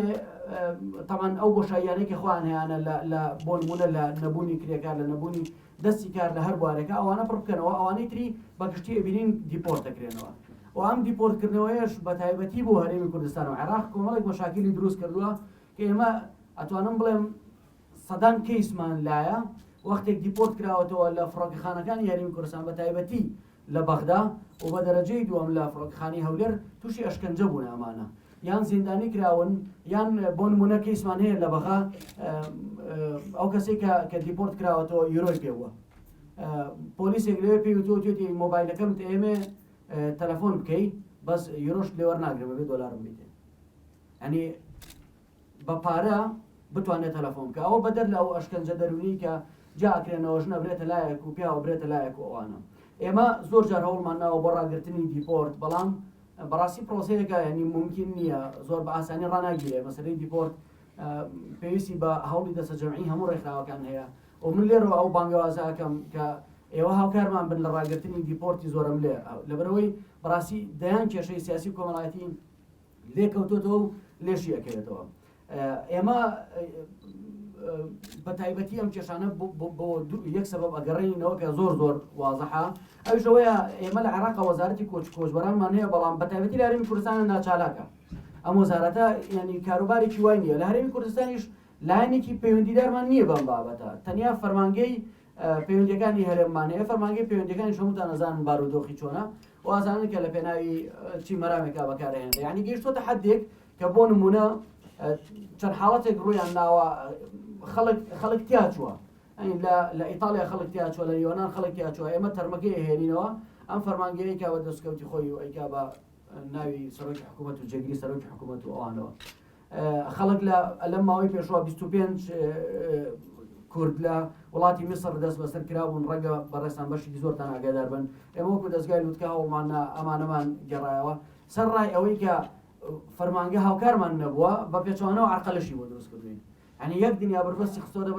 بەردەممان بۆ ئەوەی کە ئەم کارە جێبەجێ نەکەین ئەمە وازە ململانی نێوان دوو حیزبی سیاسیە ئەم دوو حیزبە سیاسیە لە بینی ئەم ململایان نەیانەیە بەشێک لە ڕێکخراوەکانی شتیا چون و نەمانتوانیوە ڕەنگە بەشێک لە ئامانجەکانمان وەکو خۆی بپێکین طبعاً ئەم مەسەرەی دیپۆرت وەکو وتم ڕاگررتنی کارێکی ئاسان نییە بەڵام زۆر گرنگە هەموو لایەکوانی کاری سەر بکەین لەبەرەوەی وەکو ئاماژەم پێکرد بەشێک لەم خەڵکانە کە ئاگەڕێنەوە ڕوبەڕووی مەشاکلی سەیر ئەبنەوە بۆ نمونە لە هاوینی ساڵی ڕابردوو لە یەکێک لە وڵاتانەوە کۆمەڵێک خێزان دیپۆرت کرانەوە بۆ عێراق ئەم خێزانانە هیچ بەڵگەنامەیەکی عێراقی بوونیان نییە هیچ شتێکیان نییە و دیپۆرتیش کراونەوە بۆ شاری بەغدا مع العلم ئەمانە مەسیحین ئەم عایلانە لە بەغا خەڵک لەسەر شیعە و سوننە یەکتری ئەکوژێ هەردووکیان یەک قورئانیان هەیە خەڵک یەکتری ئەکوژێ خەڵکێکی عایلەیەکی مەسیحی تەمان زراوی چووە ئەژنۆی شکاوە لە ئەوروپاوە پەیوەندیەکە لە نازانم چی بکەم وەختێک کە من بێمەوە بۆ عێراق نەکەس سوکارم هەیە لە عێراق نەکەس ئەناسم و نە بەڵگەنامەی عێراقی بوونم هەیە بەدەرەوەی کە لە فڕۆکەخانە تووشی دنیایەک مەشاکل ئەبم بەدەر لەمانە ئێمە مەترسی لەسەر ژیانیشمان هەیە بۆ هەر شوێنێکیشان بگوایستەوە ڕەنگە مەترسیەکە بە ڕێژەیەک کەم و زیاد بکا بەڵام بنەبڕ نابێ ئەمە لەلایەکی تر یەکێک لەو ئێمە پێشەرکاریە زانین ئەو پێشەرکاریانی کە کنسولخانە و سەفارەتی عێراق لە وڵاتانی ئەوروپاییکە پێدانی جۆرێک لە پاسپۆرتی کاتیە کە بۆ یەک جار بەکارهێنرێ یعنی هاوڵاتیەکی عێراقی کورد لە ئەوروپا ماوەتەوە بۆ نمونە 5-6 ساڵە لەوەیە بەڵام هیچ بەڵگەنامەیەکی عێراقی بوونی لەگەڵ خۆیان پێنیە هەرچەندە تۆ ئەگەر سوور بزانیت ئەم کەسە کوردە خەڵکی سلێمانیە ماڵێن لە جوولەکانە ئەگەر بەڵگەنامی پێنەبێت تو ناتوانین لە ڕووی یاساییەوە مامەڵەی بۆ تەواوکەی بەڵام ئەمان بە فشاری ئەو وڵاتانە شتێکیان بۆ دروستەکەن بەناوی پاسپۆرتی کاتی ئەم پاسپۆرتەکە جێنان جواز مرور ئەمەیان بۆ دروستەکەن یەک جار بەکارهێنرێ پەیوەندیەکەن لەگەڵ فڕۆکەخانەی بۆ نمونە هەولێر سلێمانی بەغدا دەرجێگایەک بێ ئەڵەنەوانە جیاواز مرورمان بۆ کردوون و با بهێنرێنەوە ئەلەم ئەم جیاواز مرورە لە ڕاستیە بەنسبەت ئێمە وەکو خۆمان پێمان وایە کاتێکەکری ئیسفادی لێ بکرێ کە ئەو کەسە بە شێوەیەکی خۆویستانە بیاوێ بگەڕێتەوە بۆ وڵاتەکەی بۆ نمونە ئەم خەڵکانی کە لە مەسر دەست بەسەرکرابوون ئەگەر بەڵگەنامەی عراقییان پێنەوێ پاسپۆرتەکەیان پێنەوێ خۆیان داوا بکەن لە سەفارەت سەفارەت دەبێت مافت بپارێزێ کۆنسوڵخانە بۆ ئەوە نیە کە غەدرت لێ بکە ئەبێ ئەمان بچنە ئەوێ بڵێن پێویستمان بۆیە بگەڕێنەوە ئەمە بەڵگەنامەکانی کە ئێمە عراقین ئەمە سەلماندن بەڵام جواز مرورمان بۆ بکەن لەم حاڵەتەی ئاساییە بەڵام معقوڵ نیە هەر کەسێک بە زۆر بگیرێتەوە بخرێتە سزنەوە لێەوە بنێرێتەوە جواز مروری بۆ بگرێن تاوان کۆچ زیانی زۆر گەورەی لە ئێمەیەوە لە هەرێمی کوردستان و لە عێراق بەگشتی گەورەترینیان پێم وایە تاکو ئێستا سەرانی حکوومەت هەرێمی کوردستان لی تێنەگەیشتون ئەوەیە کە گەورەترین فشاری دروست کردووە لەسەر خودی بەرپرسان چکە ئەم خەڵکانە کە ئەڕۆنە ئەوێ وەختێکە بنە وڵاتێکی ئەوروپی یان ئەمریکایی بێگومان لەوەی جویان لێژیرێ و چالاک ئەبن ئەچنە ناو ڕێکخراوەکانەوە ئەچنە ناو دام و دەستگاکانەوە هەر یەکێک لەمانە ئەگەر بە کوردێکی خۆمان غیبەتێکی حکوومەتی هەرێم بکە کافیە بۆ ئەوەی کە سەرانی حکوومەتی هەرێم تووشی مەشاکل بکات تاکو ئێستا لەمە تێنەگەیشتون و هیچ هەوڵێکیش نییە بۆ ڕێگەگرتن لە کۆچیان کەمکردنەوەی کۆچ باشە کاک بۆتان نەزانم تۆ بۆ چوونت هەیە بەڵام بۆم گرنگە بە دەرفەتت هەبێت دۆ ماوەکەمی کەماوتە جەخت خێتە سەر خاڵێکی تر یا باسی بکەیت ئەویش دۆسی بازرگانیکردن بە مرۆڤ لە ڕێگەی و قاچاقچیانی کە لە هەرێمی کوردستانەوە ئەبرێن یا لە وڵاتانی تر بازرگانی بە ئەندامەکانی جستانەوە کرێت بازرگانی سێکسیان پێواکرێت بازرگانی کاریان پێواکرێت یاوەکو کۆیلە زۆر جار ئەخرێنە بەردەست ئەم ڕاددەی مەترسیە چییە لەسەر ئەو پەنابەرانی بەتایبەت بە قاچاقەڕۆن طبعا مەسلەی قاچاق هەموو بۆ هەمومان زۆر وازەحە و ئەزانین کە چێنەوانی کە قاچاق چینەوانی کە لە تورکیان کێن و چیەکەن و چی ناکەن بەڵام وەکو ئەوەی کە جناب ئاماژەت پێکرد بازرگانی بە جستەی مرۆڤەوە ئێمە ئەو ماوەی کە کارمان کردو هەتاکو ئێستا هیچ بەڵگەیەک نەکەوتۆتە بەردەستمان کە حاڵەتێکی وا بەسەر پەنابەرێکی کووردا هاتبێ ئەمانە وەکو دەنگۆ باس ئەکرێ وەکو قسە هەیە وەکو بیستن بیستومانە بەڵام وەکو بەڵگا هیچ بەڵگەیەک نهاتۆتە بەردەستی ئێمە وەکو دەستگای لوتکە کە بینی بێتمان بازرگانی بە جستەی خەڵکەوە کرێ یاخود تحڕوشێکی لەو جۆرە طبعاً هەموو ئەوانە ڕۆیە خەڵک هەبووە بەڵێ قاچاقچی تەکلیفی سێکسی لێ کردووە یان ئەم حاڵەتانە ڕوویان ناوە کە ئەمانە واردن و هەرچەندە تاوانن بەڵام ینی تاوانی بەو حەدە گەورە نین کە بخرێتە قاڵبی بازرگانی بەجستەی مرۆڤەوە لەبەرەوەی ئەوەی کە زەختیان لێکراوە بەڵام خۆشبەختانە ئەوەی کە توانی بێتی ینی ئامادە نەبوو بێ خۆی بخاتە بەردەستیەوە یانی نەیانتوانیەوە زۆری لێ بکەن و بۆ خۆشمان نەزانین میلەتی کورد بەڵە ڕاستە ئەم حاڵەتانە هەبووە و خەڵکی ژێر دنیا تاوانکار هەیە کە ڕەنگە کاکارزان زۆر بە تەفاسی لەمانە بزانێت خەڵکی تاوانکاری لەو جۆرە هەیە بەڵام ینی وەختێک گروپێکی کورد بێکەوە ئەڕۆن بۆ ئەوروپا ئەم دەستێوەیەکەوەن جۆرێک لە هاوسۆزی لە نێوانیانە هەیە کە ڕێگە نادەن خەڵکێکی دەرەکی ئەم حاڵەتیان بەسەربێنێ و ئێمەش بەڕاستی لەگەڵ بەشێکی زۆر لە وەجبانی کە ئەڕۆنە ئەوروپا پەیوەندیمان هەیە هەر حاڵەتێکی لەو جۆرە ڕووبە ئێمە ئاگادار ئەکرێنەوە بەڵام خۆ تەنیا پێشەکاری ئەوە نییە کە بخرێت ئەم قاڵبە گەورەیەوە ئەی ئەم هەموو پێشەکاری ترکە لەوێ بەسەریانەیەت بۆ نمونە سەدان و هەزاران جار قاچاقچی لە شوێنێک بەجێیان هێڵێت و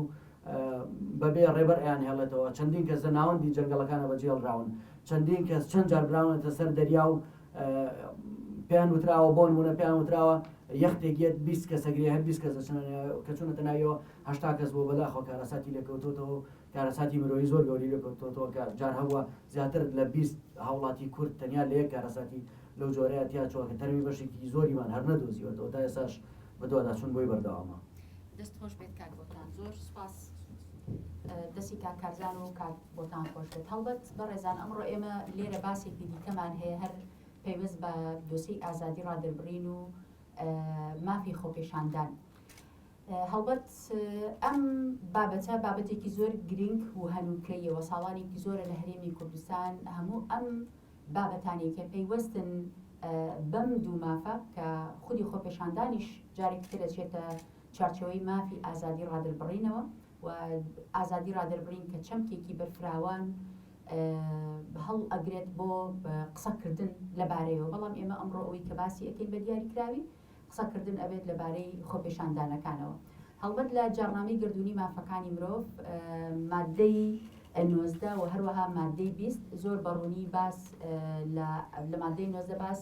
لە مافی ئازادی ڕادربڕین کراوە و خاڵی دووەم پەیوەست بە مادەی 20 باس لە مافی کۆبوونەوە کراوە، واتە بەشداریکردنی هاوڵاتی لە کۆبوونەوە ئاشتی خوازانەکان و بە هەمان شێوە لە پرۆتۆکۆلی تایبەت بە مافە مەدەنی و سیاسیەکان لە مادەی 19 بە هەمان شێوە لەو بڕگانەی کە لە خۆی گرتووە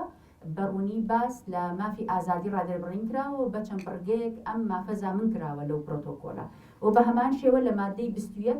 بە هەمان شێوە مافی تایبەت بە بەشداریکردن لە کۆبوونەوەکان و بە تایبەت ئەو جەخت لە کۆبوونەوە ئاشتی خوازەکانە کاتەوە دەسەبەر کراوە لەوێ. بەڵام ئەوەی کە پێویستە ئەم مافە کە ئێستا مافێکی گردوونیە بۆ هەر هاوڵاتیەک لە هەر شوێنێکی دنیا بەپێی ئەم مافانەکە مافی گردوونی پێویستە پێیانەوە لە هەر قۆناغێک یاخود جێبەجێیان بکات، پێویستە ڕەنگ بدەنەوە لە ناو یاسای ئەو وڵاتانەی کە واژووی ئەم پرۆتۆکۆلانەیان کردووە و بە تایبەت لە دەستوری ئەو وڵاتانە ئەبێ ڕەنگ بداتەوە بەشێکی ئەو یاسایانی کە پێش واژووکردنی ئەو بابەتانە دەرچوون و دواتر واژویان کردو پێویستە یاساکان بەپێی ئەو پرەنسیپانە بێت کە لە پرۆتۆکۆلە نێودەوڵەتیەکان هەن. بۆیە دەستوری عێراق ئەوەی کە ئێمە تێبینی ئەکەین و دەستور لە ساڵی 2005 کە دەستورەکە دەرچوو لە مادەکانی تایبەت بە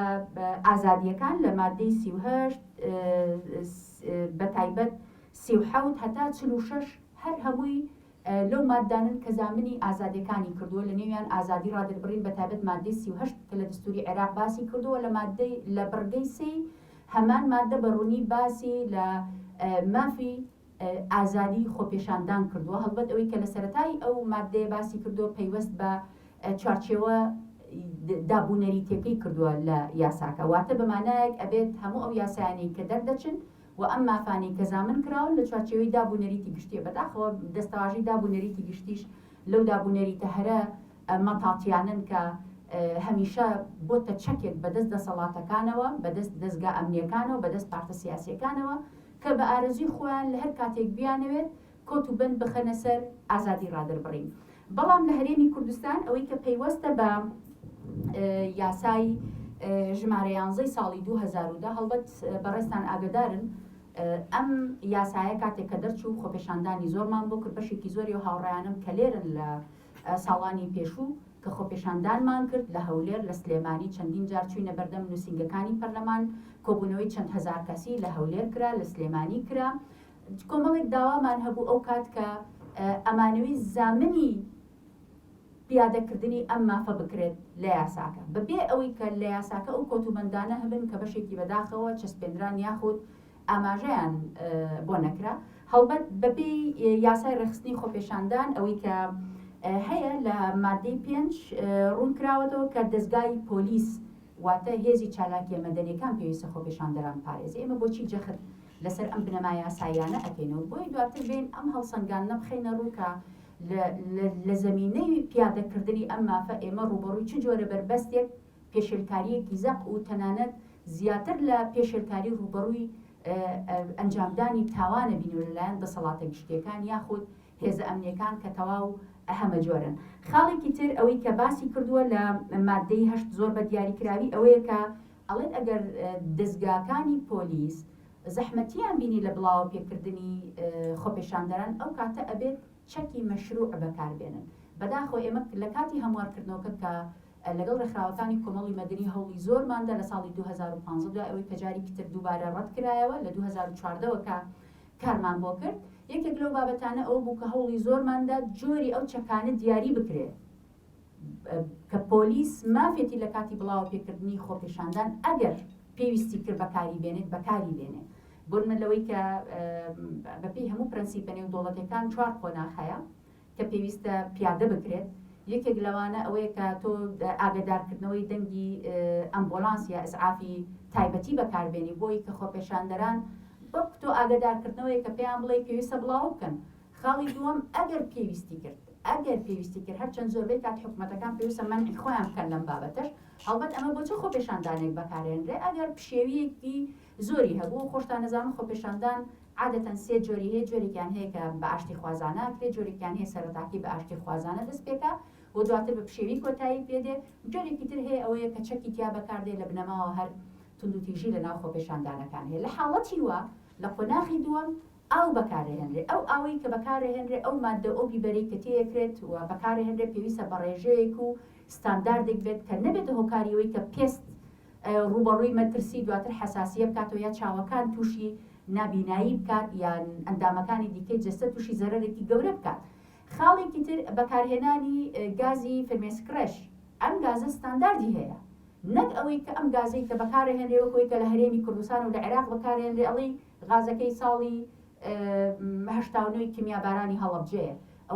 ئەو قوربانیانی کە لە چەند ڕۆژی ڕابردوو بینیومانن بەڕاستی ئەندامەکانی جەستەیان پێستیان تاوا بریندار بووە واتە ئەوەی کە بەکارهێنرێت پێویستە بەپێی ستاندارد بێت. خاڵێکی تر ئەو گولەی کە بەکارهێنرێت پێویستە گولەی پلاستیکی بێت گولەی پلاستیکی ئەوش بێت کە تەقێنرا ڕوو لە ئاسمان بێت نابێت بە هیچ جۆرێک ڕوو لە خۆپێشاندەر بتەقێنرێ بەپێی ستانداردەکان. خاڵێکی تر بۆمبی دەنگیش ستانداردی هەیە پێوەری هەیە نابێت پارچەکانی بۆمبی دەنگی کە بۆ ترساندن یاخود بۆ بڵاوپێکردنی حاڵەتەکانی توندوتیژی بەکارهێنرێ نابێت پارچەکانی بچەقن لە جەستەی ئینسان واتە ببنە هۆکاری ئەوەی جەستەی ئەو کەسانی کە لەوێن ڕوبەڕووی بریندارکردن بکەنەوە یان وەکو یانیا دەوری ڕۆمانەیەک ببینێ نابێ ئەو بۆمبەدەنگیە دەوری ڕۆمانەیەک ببینێ کە بەداخەوە ئەوانەی هەرێمی کوردستان ڕێک ڕۆڵی ڕۆمانەیەک ئەبینن کە هەموو ئەم پێوەرانە پێویست بوو لە یاسای ڕێخستنی خۆپێشاندانی هەرێمی کوردستان ڕنگ بداتەوە لە کاتی هەموارەکەش کاتی خۆی ئێمە زۆر داوای ئەوەمان کرد. خاڵێکی تر لە دیاریکردنی هێزی چالاکیە مەدەنیەکان پێویستە لە پۆلیس نەک هەموو پۆلیسێکی وەزارەتی ناوخۆ بە ئارەزوی خۆی بێت هینی بنکەکانی پۆلیس بە ئارەزوی خۆیان بێت بڵێ بە پێچەوانەوە ئەوەی کە ئێمە لە ئەرزی واقع لە جێبەجێکردنی ئەم یاسایی بینین خۆزگەمان بە هێزی چالاکی مەدەنی و ئەو ئامێرانی کە بەکارهێنن ئامێری کارەبایی بەکارهێنن جۆرەها شێوازی لێدان بەکارهێنن زیاتر لەوە ئەوەی کە ئێمە لە جۆری چەکەکان کە ئەیبینین گولەی زیندوو بەکارێنن لە گولەکان دۆشکە بەکارێنن بیکێسی بەکارێنن بەس تۆپ و تایارە و ئەم بابەتانە بەکاردایەنرێ بەڕاستی لە دژی خۆپێشاندەر لە هەرێمی کوردستان جۆرەها شت بەکارهێنرێت کە کارەباکە ڕێژەکەی هێند بەهێزە ئینسانەکە ڕاستەوخۆ ئەبورێنێتەوە و ئەگەری هەیە ئەم کەسە ئەگەر بێت و نەخۆشی دڵی هەبێت ڕوبەڕووی دڵوەستانی بکاتەوە واتە ئەگەر بێت و یەکێک نەخۆشیەکی دیکەی لاوەکی هەبێ ئەگەری ئەوەی هەیە کە بە تەواوی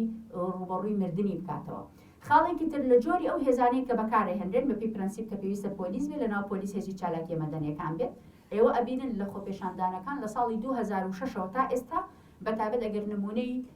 حەفتەی شوبات و خۆپێشاندانەکانی ئەم مانگە بهێنینەوە هێزەکانی ئاسایش بە هەموو جۆرەکانی هێز واتە هێزی ئاسایش دەستگای ئاسایش تەنانەت هێزی دژە تیرۆر بەکارهێنرێ لە یادتان بێت لە زۆر شوێن پاسەوانەکانی سنوور بەکارهێنراون تەنان ئەو هێزانشیان هێناوەتە ناوشار دژی خۆپێشاندەر بەکاریان هێنرا پۆلیسی دارستان تەسەوڕکەن پۆلیسی دارستان هێنراوە بۆی لە خۆپێشاندەر بدا کە ئەمە لە هیچ شوێنێکی دنیا بەم جۆرە نییە تەنیا لەو وڵاتانە نەبێت کە هیچ ڕێز و بەهایەک بۆ کۆبوونەوە و گردبوونەوە دانانن. خاڵێکی لەوە مەترسیدارتر طبعاً بەپێی ئەم یاسایە ئەوەی کە دانراوە 48 کاتژمێر سێ کەس کە ئەڕۆن ئەڵێ لە سێ کەس کەمتر نەبێ و تا 5 کەس کە ئەچن داوای خۆپێشاندانەکەن ئێستا ئەکرێ بڵێن ئەم مافە نەک پیادە ناکرێ خۆپێشاندان لە هەرێمی کوردستان قەدەغەیە کە کارزان زۆر بە جوانی باسی ئەو حکومە عورفیەی کرد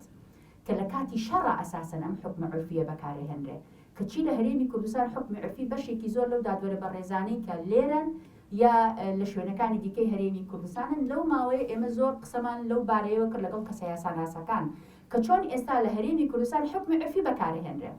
کە پێچەوانەی هەموو ئەو مافانەیە کە بەکارهێنرێ و تەنانەت لە حاڵەتی شەڕیشە هاوڕێیان و کەسانی کە کەسی یاساین ئەوازانن تەنانەت لە کاتی شەڕیشە دوو یاسا بەکارهێنرێن جەڕنامەی گردوونی مافەکانی مرۆڤ لە کاتی شەڕیشان نابێت دەستبەرداری ببن بە هیچ جۆرێک دەستبەرداربوون لەو حاڵەتە نابێ بە هیچ جۆرێکە بێت و خاڵێکی تر بە تایبەت یاسای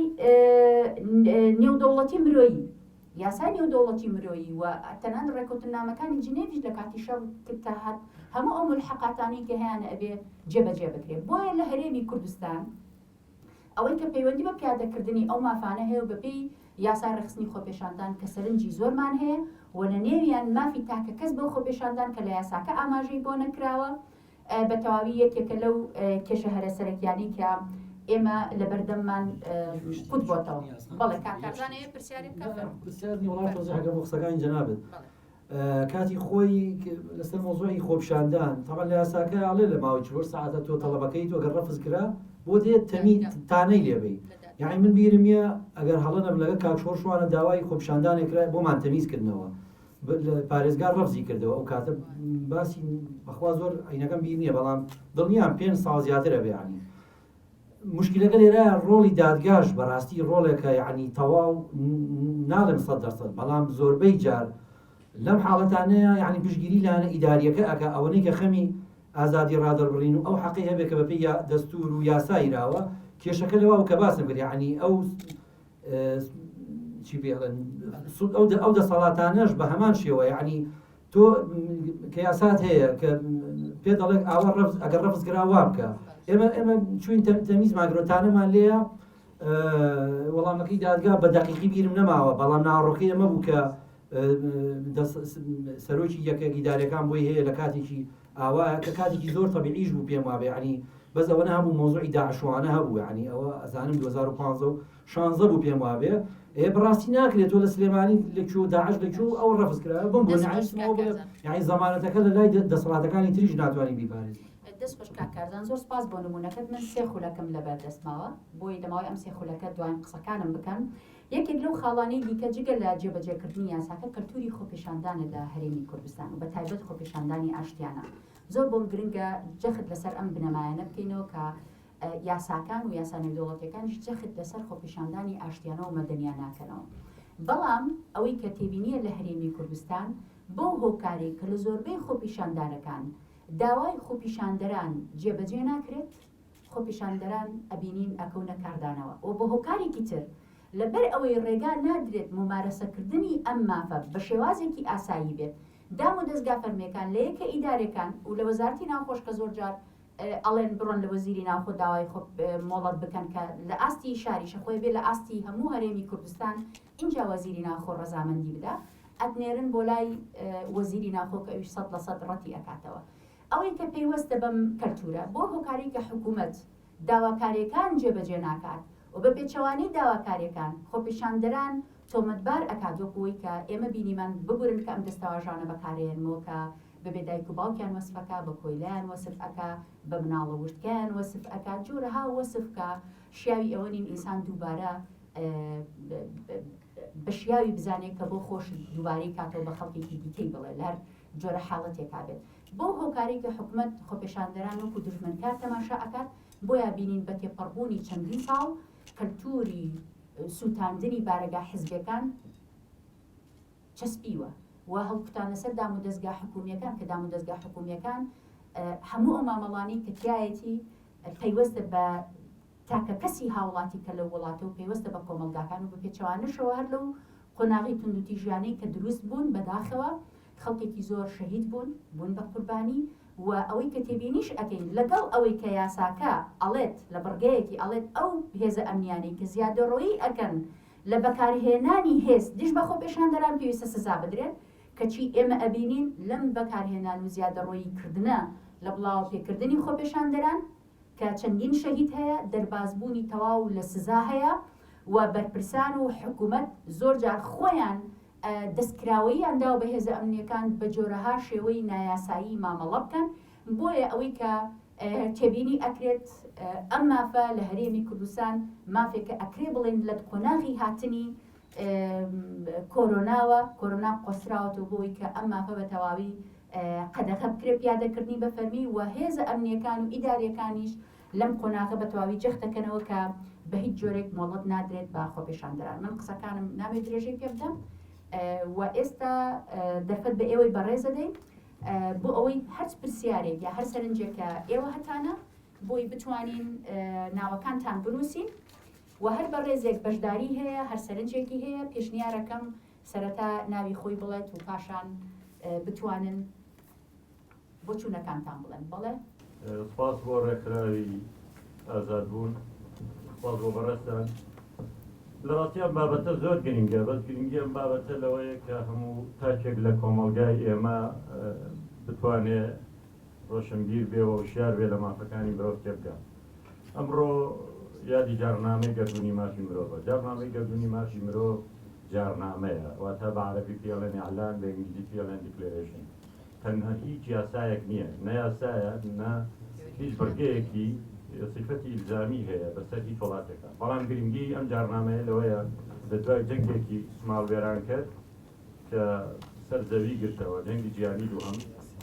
وڵاتانی زلهێز لەسەر و هەمویانەوە ڕازی بوون لەسەرەوەی کە ئەم جارنامەیە دەربچێت و زۆرێک لە وڵاتانی دنیاش پابەند بوون پێوەی سەرەتا هەندێکیان و دواتر زیادی کرد بابەتەکەمانەوە. ڕاستەی سیفەتێکی ئیلزامی نەبوو بەڵام گرنگ بوو بەوەی کە زلهێزانی دنیا کە خۆیان دامەزرێنەری شەڕ و پێشێلکاری مافی مرۆڤ بوون ڕازی بوون بەوەی کە ئەم جارنامەیە دەربچێ و ببێتە بنەمایەک بۆ پاراستنی مافەکانی مرۆڤ. زیاتر زۆر خۆناغی بڕیوە کەوتاوەی پرۆتۆکۆلە ئیزافیەکان دەرچێت کە نزیکەی 20 ساڵ دوایەوە بۆ ئەوان جۆرێک لە سیفەتی ئیلزامی تیاوە بۆ وڵاتانەی کە ئەندام دەبن لەو پرۆتۆکۆلە. دواتریش لە دەستوری وڵاتان و یاسای ناوخۆ و هەموو ئەمانە دەرچووە. ئەگە سێری هەموو ئەم ڕەوشانەی بەرەو پێشچوونی یاساکانی مافی مرۆڤیش بکەین، دەتوانین بڵێن ئێستا کۆمیسیۆنی یەکێتی ئەوروپا بۆ مافەکانی مرۆڤ لە هەموو کۆمیسیۆنەکانی تر لە پێشترە بۆ لەبەرەوەی یەکێتی ئەوروپا توانی دادگای مافی مرۆڤ دابمەزرێنێت کە بارەگاکەی لە ستراسبۆرگە لە فەڕەنسا. ئەمە هەنگاوێکی زۆر گرنگ بوو بۆ ئەو کەسانەی کە پێشێلکاریەکەن تەنها یاساکە لەسەر کاغەز نەمێنێتەوە، دادگایەک هەبێت بۆ لێپرسینەوە کاری زۆر گرنگیشان کردەوە تێشا سەرکەوتوون. بەداخۆدا ئێستا لە وڵاتانی ئێمە دادگایەک نییە بۆ پاراستنی مافەکانی مرۆڤ و خاڵێکی گرنگتر لەوە من پێم وایە دادگاکانی ئێمە خۆیان جێی پرسیارن، دادگاکانمان حیزبین بەداخەوە سەعات دوی شەواڵک سەر خەڵکی گرن بڕیاری دادگای پێیە زۆر سەیرە حاکم لە خەوایە واگای لێ نییە وەرەقەکە پێشتر ئیمزا کراوە. ئەمە نەبوتانە و نەقسەیەکی هەڵبەستراوە، یعنی ئەمە واقع لە کوردستانە. ئێمە جارێکتر ئەڵێمەوە بۆ ئەوەی کە چۆن بتوانین مافەکانی مرۆڤ بپارێزین. مرۆڤ خۆی پێشێلکەری مافەکانی خۆیەتی باوەڕاستێ بڵین و هەموو ڕێسا ئاسمانی و زەمینیەکان باز لە پاراستنی مافی مرۆڤەکەن. خۆ گەر باس لێ وڵاتی ئێمە بکەین لە کۆنترین شریعەتەکانی شریعەتی حامورابیە نەک باسی پاراستنی مافی مرۆڤەکە باسیەوە کار کەسێک دارفرمایەک لە شوێنێکی گشتیا ببڕێتەوە کە زەرەت بە خەڵک بێنێ سزاکەی کوشتنە. بەڵام ئایا هەموو ئەم یاسایانە لە سەردەمی حامورابیەوە تا ئێستا لەکوێ جێبەجێکراون؟ یاساکان چی یاسای مرۆیی نێودەوڵەتی بێ لە کاتی جەنگ و چی یاساکانی کاتی ئاشتی بن بەڕاستی جێبەجێ ناکرێن. ئەو هێزانەی کە ئێمە هەمانن خۆی ئەگەر هێزەکانمان هێزی سەربازی با بڵێن نازانم چی ناو بڵێن ئەکادیمی بوونایە دەوێ لە کۆلیجی پۆلیس یاساکانی مافی مرۆڤ دەخوێن و لە کۆلیجی سەربازی یاسای مرۆیی نێودەوڵەتی دەخوێنن کە لە کاتی جەنگا چۆن مامەڵە بکەن و لە کاتی پشەویا چۆن ماوەڵە بکەن. بەڵام هیچ لەمانە بەڕاستی لەوە چێ لە وڵاتی ئێمە بوونی نەبێ. جەنابتان باس لەوە کە نازانم هێزی دارستان و هێزی چی ئەمە هەمووی ناوە. دوجار ئەمە هەمووی هێزی حیزبە و هێزێکی ناوشیارە لە کۆمەلگایەکی ناوشیار دەسەڵاتێکی ناوشیاری بەرەمهێناوە ئەم بارودۆخەی بۆ ئێمە دروست کردووە. ئێمە بۆ پاراستنی مافەکانی خۆمان من جارێکتر لەگەڵەوەم دەبێت کۆمەلگا وشیار بێ و دوجاریش کۆمەلگای وشیار دەسەڵاتێکی وشیار هەڵبژێرێ دەسەڵاتێک کە پێی وابێ کە ئەوە نوێنەری خەڵکە. بەڵام بەداخەوەڵێن ئێمە دەسەڵاتی ئێمە وەکو چەرچڵەوە هەر دەسەڵاتێک میلەت لێ بترسێ بێگومان دیکتاتۆرە و هەر دەسەڵاتێکیش لە میلەت ترسە ئەوە نیشانەیەوەی دیموکراسی هەیە. بەڵام دیارە لە وڵاتەکە ئێمە چیە هیوادارم ئەمە هەنگاوێک بێ لە پێناو وشیارکردنەوەی خەڵکو لە پێناوەی کە دەسەڵات گوێبیستی ئەوە بێ کە مرۆڤ هەیە لە وڵاتە و مافی هەیە و ئەوان دەبێت پارێزەری بن نەک پێشەکاری زۆر خۆش. دەست و چاوت خۆش بێت. زۆر سپاس. کاک ئارام فەرموویت. سپاس بۆ چالاکێتان، سپاس بۆ ڕێکخراوی ئازادبوون. ئەو تێی کە کاکارزان باسی کرد سەبارەت بە نێلسن ماندێلا داریوش گۆرانیی هەیە ئەڵێ ئێوە مل بە ئاسمانەوە ئەکوژن ئەوێت چی لەوانە بکەن کە لە زیندانەکاندا. جا ئەمڕۆ لە سلێمانی و لە پارێزگای سلێمانیان لەسەر جادەکان گەنج خەڵتانی خوێنەکرێت بێت نابێت پێوان سیر بێ ئەگەر لە ناو زیندانەکاندا هەموو جۆرە شێوازێکی ناشرینی ئەشکەنجە پیادە بکرێ بەرامبەر بەو گەنجانە. لێرەوە ڕەنگە قسەکانم بجێزمەوە بۆ سەر مۆزوعی یاسای خۆپیشاندان. یاسای خۆپیشاندان لە 2008ەوە ئێمە ئیشمان لەسەر کرد. حکوومەتی هەرێمی کوردستان ویست یاسایەک دەرکارڕێک یاسای سەردەمی عەبدولکەریم قاسم بوو بە ناوی یاسای تەظاهورات و تەجەمع. ئێمە 2 ساڵ خەریک بووین هەتاکو وشەی تەجەمعەکەمان لابن. وشەی تەجەمعەکە مەقسەی لەوە یعنی تۆ گەر کۆبوونەیەکی کرد لە شوێنێکا سەقفی هەبوو ئەبێ دیسانوانێ مۆڵەت وەربگری کە بەداخەوە ئێستاکە لە ڕووی پراکتیک و مارەسەوە دەسەڵاتی هەرێمی کوردستان هەماشت پیاداکات. زۆربەی ئوتێلانی کە لە سلێمانیدا یا لە هەولێردان ئەگەر سەر بەخۆیان نەبن ئەبێ مۆڵەت وەربگری لە ئاسایشەوەمانە. لەبەرەوە ئەو پرەنسیپەش کە ئێمە لامان برد دیسانوان ئێستاکە لە ڕووی کرداریەوە پیاداکرێتەوە. گەرمە و کێشێکی زۆر هەبوو لە نێوان ئێمەی ڕێکخراوەکان و ئەوانی پەرلەمانتار و دواتر لە پشتێوانەوە دەسەڵاتدار و بە تایبەتی وەزیر ناوخۆی ئەو کات کەریم سنجاری بە ئاشکرا وتی ئەگەر بێت و خۆپیشاندانی لە ناکاو کە ئێمە ویسمان بیچەسپێنین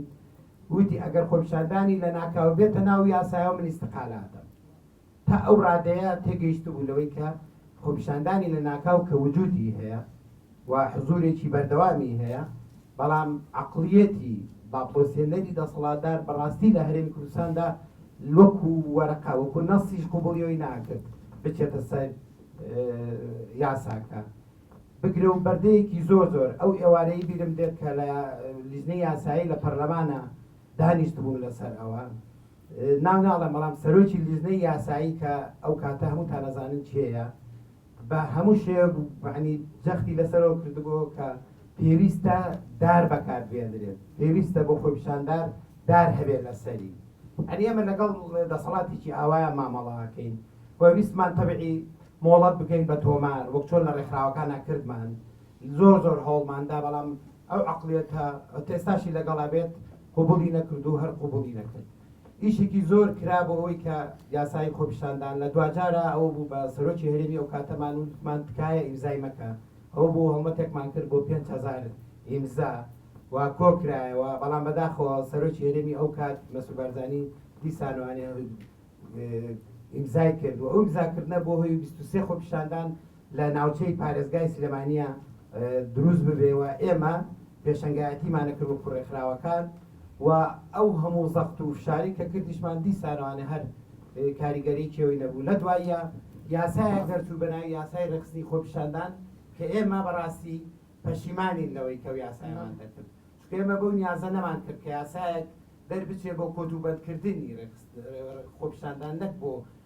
فراوانکردنی مەودای ئازادی خۆپیشاندان. بۆیە ئێستا یاسایی کە هەیە بەو خراپێشەوە کونیازخانیش باسی کرد هێشتا جێبەتە ناکرێت هێشتا کە ئەو مەسەلەی مۆڵەتێک کە خۆیان زۆر بڕوایان پێێتی بۆکەوەی کا بێتۆ داوایان لێ بکەی ئەوان حکوومەت و دەسەڵات نییە لە دنیا ڕازی بێ و پێخۆش بە خۆپیشاندان بکرێت تۆ ئەو بەزی شێوەی تەزی لەگاو تۆمارەکە و کاتی بۆ ڕێکخاو شوێنەکە ئەگەر خۆپیشاندانێکی تر نەبوو بۆی بێت بتپارێزێ. بەڵام ئەمان ئەو مۆڵەتەشی کە هەیە ئێستاکە کراوە بە وەسیلەیەک بۆی بە تەواوەتی دەرگا لەسەر خۆپیشاندان داخن و خۆپیشاندانێک ئەگەر بێت و لە بەرژەوەندی خۆیانە نەبێت مستەحیلە ڕێگەی پێنادەن و لەم دۆخەی ئێستاە بە تەکید کە ڕێگە بە هیچ جۆرە خۆپیشاندانێکی وانادەن بۆیە هەر ئەوەیە بێ بگەڕێیتەوە بۆچی لە ڕووی پراکتیکەوە بگەڕێیتەوە بۆ خۆپیشاندانێک بەبێ مۆڵەت و مۆڵەت وەرنەگیرێ ئێستاکە هێزی ئەمنی و ئاسایشۆمانە لیژنەیەکان دروست کرد و کاڵەیە بێ ئێمە ئاگادار بین و بە ئێمە بوترێ کە دیزانۆ دیارە کە بەوان بوترێ دیارە وەڵامەکەی چێکە ڕێگەناندن. بەڵێ کاک ئارام گیان دەست خۆش بێ زۆر سوپاس هەر بۆ قسەکانی کاک ئارام تەنانەت یەکەم خۆپیشاندان کە بە یاسایی ڕێخستنی خۆپیشاندان کرا لە یادمە بۆ ڕەتکردنەوەی خودی و خۆپیشاندانە بوو کە مەوەڕمان پێوەگرتە بوو. زۆر سوپاس دەست خۆش بێت. کاک یادگار بفەرموو. کاتت هەم باش یادگار جەلال لێکۆڵەرەی دادوەری و خاوەنی تیۆتی لە بواری مافەکانی تۆمەتبار و بەندکراوان نازانم چەندتان ئەم ڤیدیۆیەتان بینیوە کە ئەم شەو بڵاوکراوەتەوە.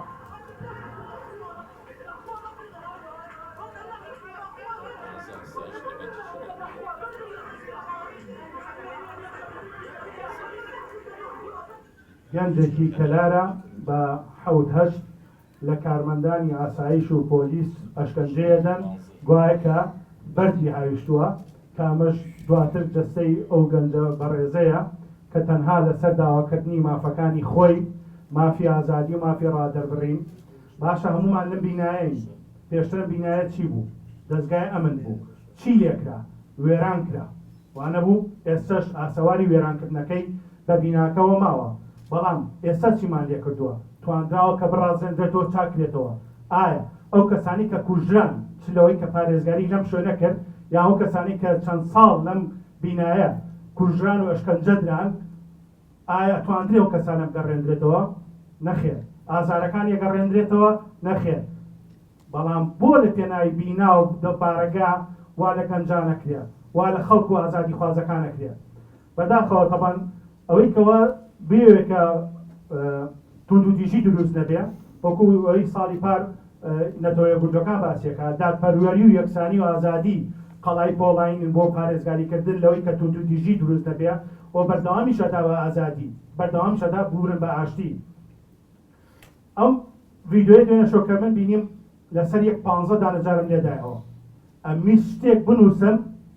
لەسەری و بڵاویکەمەوە نەمەتوانی نەمەزانی ئەبوون بنووسم بێ کەرامەتی ئەموو هێشتا و شەیە بەرامبەری کەمە بێ مرۆڤی نەبەخوا نایەتی بێ وجدانی نە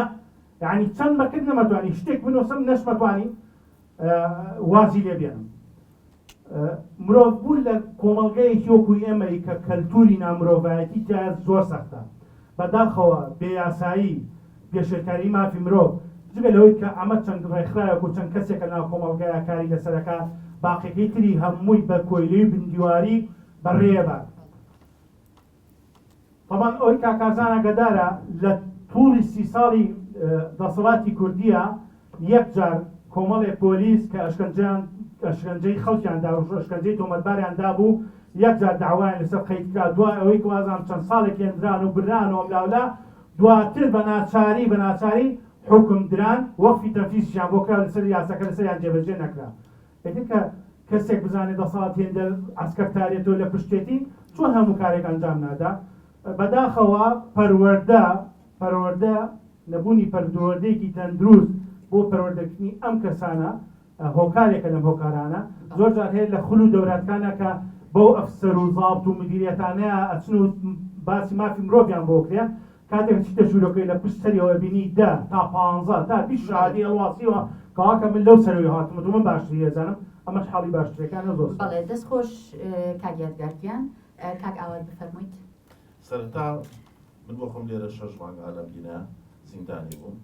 و قوربانی ئەشکەنجەم هەم بەدەستی حکومەتی هەرێم هەم بەدەستی حکومەتی باس ئەزانەوە کەسانی کە ئەگیرن لە وڵاتی ئەمە لەسەر بچووکترین تۆمەتیش بێ لانی کەم هەر بە پێشەلکاری بە مافەکانیان بکرێت وەکو ڕێکخراویش چەندین جار بەرچاوی خۆمانەوە تۆمەتباریان هێناوە لەژێر قاچیان ڕایان خستووە لە ناو مەسەلەحەکە ئەنی کەلتورێکی زۆر سەیران هەیە لە تونوتیژیا زۆر دڵمان پێ خۆشە مەسەلەی تونوتیژی بەو بەڵگەی لە بەرزترین دەسەڵاتەوە بۆ بچووکترین ئەندامی حیزبەکان ئەگەر لە ماوەی بینی بێتان هەموو لێدوانەکانیان بۆ ئاراستەیە ئەوەی هاتە سەر شەقام تەختیکەن بیکوژن بیڕاوێت چۆنتان بۆ ئەلوێت تێی هەڵە و لە بەرزترین دەسەڵاتەوە بۆ بچووکترینیان ئەمە یەکێکە لە کێشە گەورەکان لە وڵاتی ئێمە مەسەلە تەنها ئەوە نییە بالفعل ئەو قسەی کاگارام زۆر ڕاستە ئەو توانێت لەسەر جوانە خەڵکوژە لە ناو سیلارەکانە ئەبێت چی بکەن مەسەلەی مافی مرۆڤ حەزم کرد زانیارێک بۆ کاکبەتان ڕاستکەمەوە پێشێلکاری تەنها دەوڵەت و حکومەتێکە خەڵک نایکە ئەوەی خەڵکێکا تۆمەتبار تاوانە ئەگەر هات و حکومەت لەو تاوانەی نەپێچێ و کاتە لەسەر دەوڵەتە بێ بە پێشێلکاری ئەمە زۆری فەرقەدەوەی کە تۆ لە ماڵەوە باوچێک لە مناڵەکەیە مێردێک لە ژنەکەیە برایەک لە خوشکەکەی ئەمە ناچێتە مەسەلەی پێشێلکاریەوە تا تەنانەت ئەگەر نەشکا بە داواکو تۆ حەق وەکو تاوانیش حسابی بۆ ناکرێت بۆی ئەو شتە جیا بکەینەوە بەس حکومەت و دەوڵەت دەتوانێت و کارە بکە و تەنانەت ئەوەی لە وڵاتی ئەمە گوزارێت بەداخەوە نە حکومەتیە نە دەوڵەتداریە هیچ شتێک نییە تەنها عەقڵیەتێکی خێڵەکی سرف دوو خێڵ ئەم وڵاتە بەڕێوە بن بە پێی پێوەرەکانی خۆشیان نەک پێوەری خێڵەتی چونکە ئەخلاقیاتی خێڵەکی هەنێ جار هەنێ پرانسیبی جوانی تیا ئەمان لەوانەشدا ماڵباو لەو جوانانە بۆیە ناتوانین مەسلەی جارنامە گەردوونەکان و ئەو یاسانی و دەوڵەتەکان و مەسلەی مافی مرۆڤ کە مەسلەیەکە پەیوەستە بە عەقڵیەتێکی کراوەی باشەوە لەم وڵاتە بتوانین بڵێ نەتوانین کاری لەسەرەکەین و بتوانین بەرەو پێشی بەرین لەگەڵ ئەو عەقڵەتە خێڵەکیان تۆ ئەم حاڵەتە ناتوانێت بێ و ئەوەیشی ئێستا کرێت کاردانەوەی ئەو هەموو خۆپیشاندانە ئاشتیانەیە کە پێشتر ئەنجام درراوە لە شارەکانە و کە شەقامەکان بیرمان لەم شاری سلێمانیا لە مەکتەب سیاسیە چێتیەوە بۆ بەردەم مەحکەمە خەڵک خۆپیشاندانی کرد یعنی ئەوەنە خەڵک وەستا بوو تۆ حکومەتێکەوەنە بێدەربەست بیژۆ لەم هەموو کەسە نەگری لە کاتێکا قەیرانەکە توانێت لەو کات چارەسەر کرێت و لەم بینە شاپۆستێکی زۆر چووکم بۆ ئابووریناسان نووسی زۆر چوو بوو قەیران ناکرێت 6 ساڵ خایانێک لە دنیا نییە قەیرانیە ئابووری ئەنی لە دوای جەنگی جیهانی دووە چەرچڵ بۆ هەموو حکومڕانی خۆی ئەو دەوڵەتی قەیرانی تیاابێ یا ئەوەتا سەرکردەکانی گەمژەن ناتوانن چارەسەری کێشەکەن یا ئەوە تا میلەتێکی بێدەسەڵاتە لەژێر دەسەڵاتێکی دیکتاتۆریا چەسەرێتەوە زۆر سپاس. بەڵێ کاگاوەیان دەست خۆش بێت بەڵێ زۆر سپاس حەزەکەی گردوایی بتوانیت کە وەڵامەکان هەمووی ئەدەینەوە بەڕێستان کاتتانە بێت بۆ ئەو بابەتە کات بڕوا بفەرموویت. سپاس بۆ هەموو ئامادەبووان سپاس بۆ ڕێکخرانی ئەم پانێلە لە ڕاستیدا ئێمە ئەگەر بیرمان نەچێ کاتێککە نێچیروان بارزانی سەرۆکی حکوومەت بوو بە ئاشکرا لە مایکی میدیاکانیەوە هاواریە کرد ئەیوت ئەگەر بە چەقۆ هاتنە سەرتان بە چەقۆ وەڵامیان بدەنەوە بە فیشەک هاتنە سەرتان بە فیشەک وەڵامیان بدەنەوە کەواتام کاربەدەستانی وڵاتی ئێمە عەقڵی ئیداری و بەڕێوەبردننی وڵاتیان نییە لە عەقڵێتی شەڕە چەقۆی کۆڵسەر کۆڵانە ئاژین باشە و زۆرش گرنگە ئێمە ئەوە بزانین کە ئەوانەی ئێمە بەڕێوە ئەبن سەرۆکی وڵاتی ئێمە نین ئەمانە داگیرکەری وڵاتی ئێمە دوژمنی بەڕاستی دوژمنی گەلی کوردن ئێستا ئەو برابەڕێزی ئەو ڤیدۆیی پیشاندا و سەوتەکەی لە مایکەکەەوە بۆ بەڕێستان پەخش کرد یعنی دەوڵەتی تورکیا کە دەوڵەتێکی دوژمن بە گەلی کووردە دەوڵەتێکی فاشیستە لە خۆپشاندانەکانە هەر بۆ ڕەنگە ڕوبەڕووی گەنجی کورد بوونەتەوە باشە دەوڵەتی ئێران کە دەوڵەتێکی دوژمنە هەر بۆ ڕەنگە وەڵامدەرەوەی خۆپشاندانی گەنجانی کورد بوونە باشە ئێستا ئەوەدا ئەبینین حکومەتی کوردی دەسەڵاتی کوردی چەکدارەکانیان بە هەمان شێوە پەروەردە کردو ڕوبەڕووی گەنجی کورد ببنەوە لە ڕاستیدا ئێمە ئەبێ زۆر لەوە باش تێ بگەین کە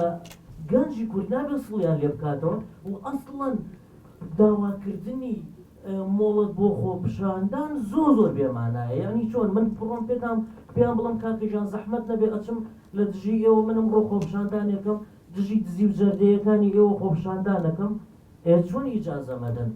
ئەگەر ئیجازە بدات معنا دز نییە جەردە نییە باشە یعنی گرنگە ئێمە گەنجی کورد خۆی پەروەردە بکە تاکی کورد خۆی پەروەردە بکە دۆست و دژمنی خۆی بزانێ بناسێ و لە بەرامبەر زوڵم و ستەمە هیچ سڵ نەکاتەوە یەک خاڵێکی دیکە ببوورن ئەبینین گەنجەکانمان زۆر بێباکانە خۆیان لە بەرامبەر دەخەنە بەرامبەر فیشەک و دار و داپڵۆسەنێرە بێ ئەوەی سڵیان لێ بکەنەوە ئەمە لوتکەی بێئومێد بوونە گەنجان ئەچنە سەر دام و دەستگاکان هەموو شتێک ئەسووتێنە مبارەگاکان ئەسووتێنن ئیتر قمەی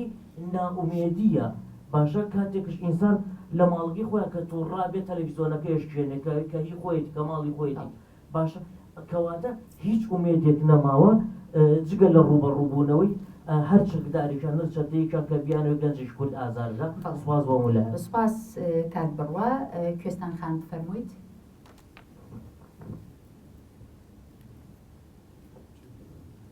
ئەم کاتتان باش کوێستان لە ڕێکخراوی ئەزمون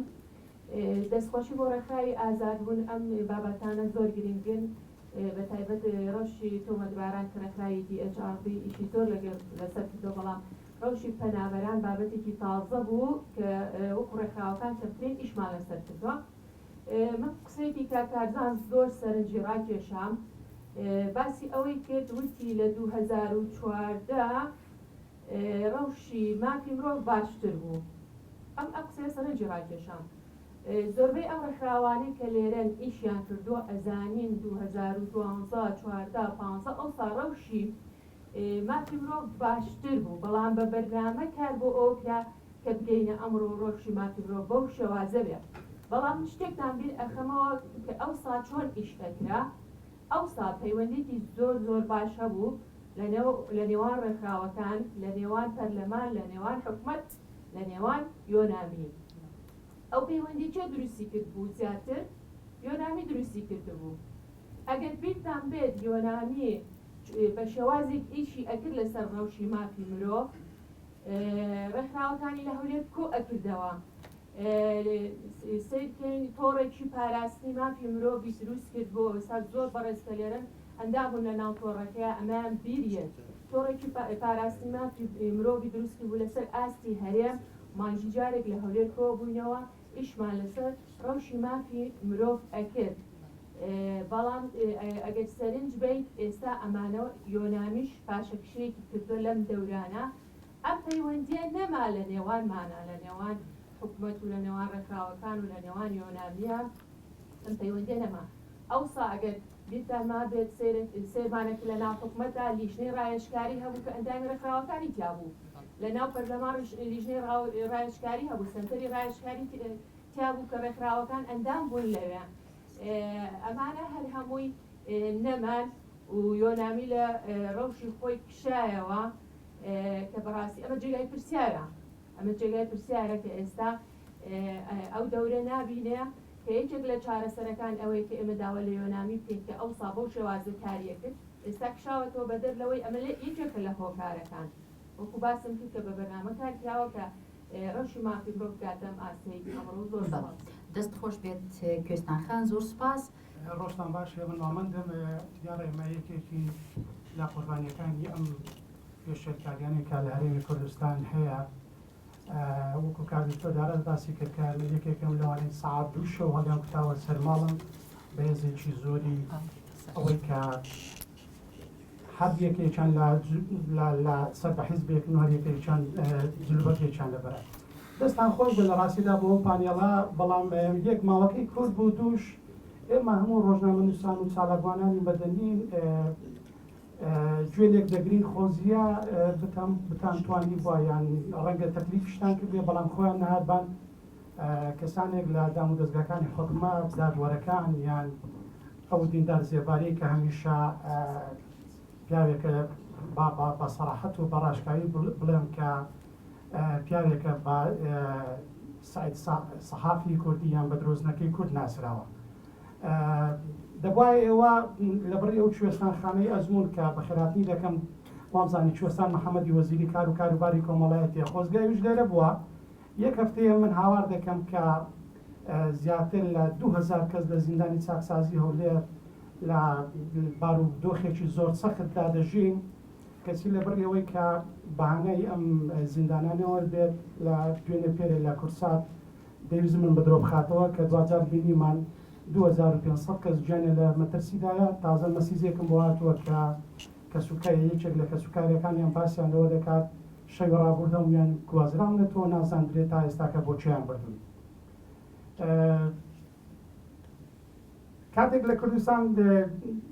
داوای خۆپشاندان دەکەیت مەسەلەن لە لیژنەی ناوخۆی پارێزگاکان ئەوە هیچ کارڕەتی دەکاتەوە ژمارەکەش با کۆمەڵێک بەڵتەچی دابەش دەکات لەبڕی ئەوەی کە ژمارەکەی تۆ پارێزراو بیت دەچیت بە کۆمەڵێک بەڵتەچی ژمارەکەی تۆ دابەش دەکات حرەشە لەو کەسانی دەکات کە داوای خۆپشاندانیان کردووە بەرحاڵ باکاتان نەگرم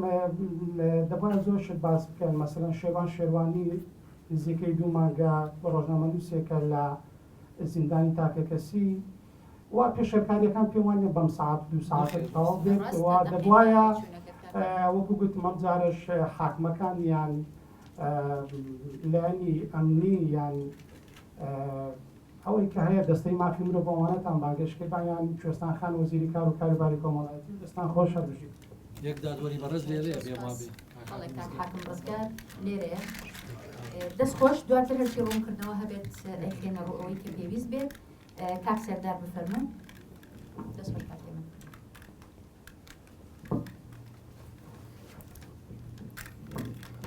دەستخۆش بۆ پانێلەکەتان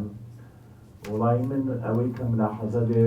لەسەر قسانەی کاگێ من بەڕاستی کە ئەو فترەی لە حکومەتا کارمان کردووە حەزەکەم وەزعێکی مۆڵەتدانی خۆپشاندان بۆ ئێوە ڕوونکەمەوە هەنگێ زانیاری فۆرمێک دەێنێ کە لێ پڕیکەیتەوە یەکەم ناوی ئەو کەسانە بنووسیت لە 3 کەس بەرەو 15 کەس چەند کەسە هەیە بینووسی بە ئەدرەسیانەوە بە ژمارەی تەلەفۆنیانەوە بە چ ڕێکخراوێکن ئەگەر کەسانی سەربەخۆش بن ئەمە لە فۆرمەکەیان ئەنووسێت دوای ئەوە ئەبێ شوێنەکە باسکەی لە کوێوە بۆ کوێت دوای ئەوە بێ باسی ئەوە بکەی دروشمەکانت چی ینی ناوەخنی خۆت بڕوا بکەن لە کۆمەڵگای ئەگەر چیش نییە داوا بکەی ئەوە و پرسیار لێ ناکەن و کۆی کە مۆڵەتێکە داوای مۆڵەتی خۆپشاندانەکەی کاڵێنە بێ یاسایی بێ کە ئەمانەشە کرد ئەجەندەکەی ئیمزاکردنی ئەم مۆڵەتە ئەبێ ئاسایشی سلێمانی من بە باسی سلێمانیەکەم موافقەت بکە ئاسایشی ناوچەکە موافقەت بکە و لەگەڵ ئەمە شارهێزی چالاکیە مەدەنیەکان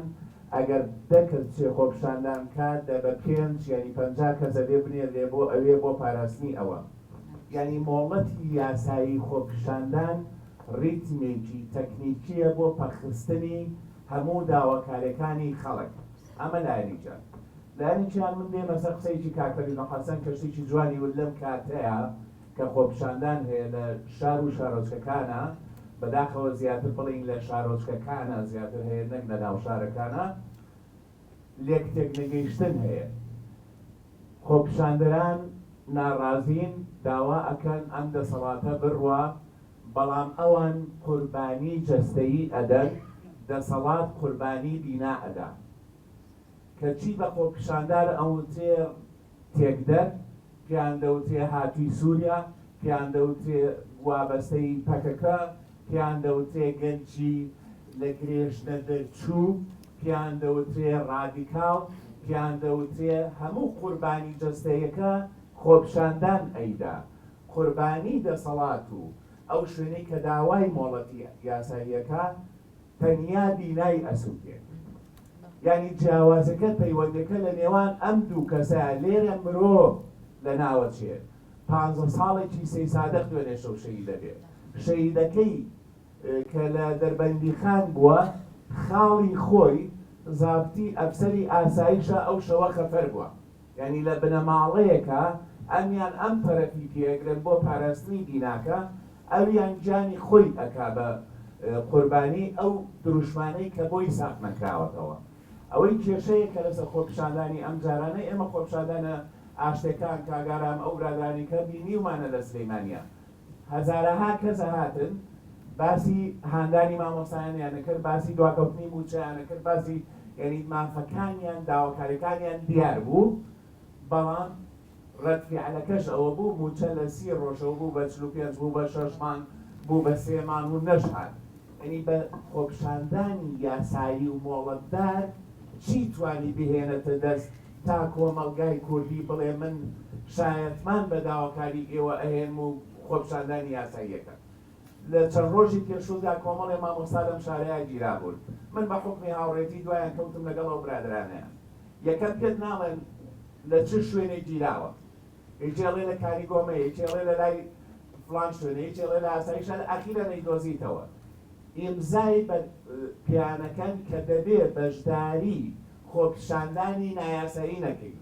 نایاسایی ئەوەیە کە تۆ داوای موچە بکەیت کە تۆ داوای مافەڕەواکانە بکەیت ئیتر شتێک نەماوە یاسایی ئەوەی کە گرنگە ئێستا ئەم خۆپشاندانە و ئەم قوربانیانە چۆن کەمکرێنەوە چۆن بتوانرێ خیتابی خۆی موحەدکە چۆن خیتاب موحەدکردن بەوە نییە بچی مۆڵەتی وەرگریت من کە ناڕازی بم ئەو ناڕازی بێ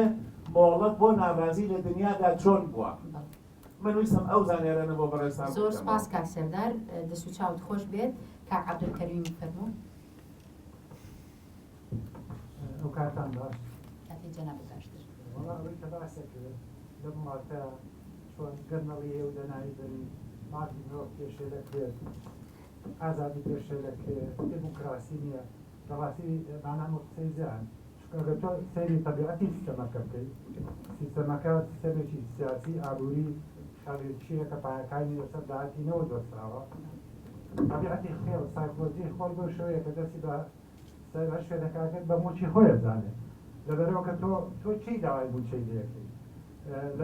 کۆمەلگای بۆ کۆمەلگایەکی بەرخۆدە لەبەرەوە ئەم دەسەڵاتە پێویستی بە ئینسانی کورد نییە یعنی ئێستا ئێمە دەچوی دەسەڵات هەموو زیاین لەبەرەوە کاتی داوای کەسێک داوای بوو چاکات داوای هەر باخشی ئاسایی خۆیەکە دەسەڵات یعنی تۆ مافی ئەو پێشێلەکەی چووکە و چەڵینوتی خۆی هەیە و داهاتی خۆی هەیە و دەسەڵات خۆی هەیە و تۆ داوا لە بەشتیەوەکەی لەبەرەوە دەچم دەسەڵاتای ئینسانی کورد لە ئەسڵا زیادە ئەم دەسەڵاتە پێویست بە هێزی شەکداری ئەلانێک و خێڵەکانی خۆیان هەیە و تەواو پێویستیان بە ئینسانی کورد نییە لەبەرەوە ئەگەر ئەم دەسەڵاتە 100 ساڵ تەمەنی بێ 7 ساڵەکە قەیرانە بێت قەیرانەوە نییە ئەو هەوڕێ بەرەو زەمان قەیران چۆنە بێ 6 ساڵ بێت ڕەنەوە بە وڵاتێکی پێشکەوت و ڕازێ بەڵام بۆ وڵاتێکی وەکو ئێرە بۆ سیستەمێکی سیاسی ئابووری خێڵێکی کە ڕۆژ بە ڕۆژ بەرەو پاشتێکی زیاترە بێ ڕۆژ دەڕەمزەترە بێ ئەبێنە چاوەڕێی هەمیشە خەیرانی بەردەوا بوو شتی خراپتر بکەین و تعاملکردن دەسەڵاتە لەگەڵ دادگا و پەرلەمان و هەموو داودەزیاکان لەو چارچەوەیە کە ئەو سیستەمە پارێزێ تعاملکردنیشی لەسەر ئەم ڕێکخراوانە و ئەم شتانە بۆ مکاتکردنی خۆی دێژینا خۆی وەزارەتی مافی مرۆڤانەیە و حیزبەکان ئۆرگانیان هەیە تایبەت بە مافی مرۆڤ و ڕەگە هیچێک لەوانە دەتوانین مافی شخصی خۆشان پارێزێت.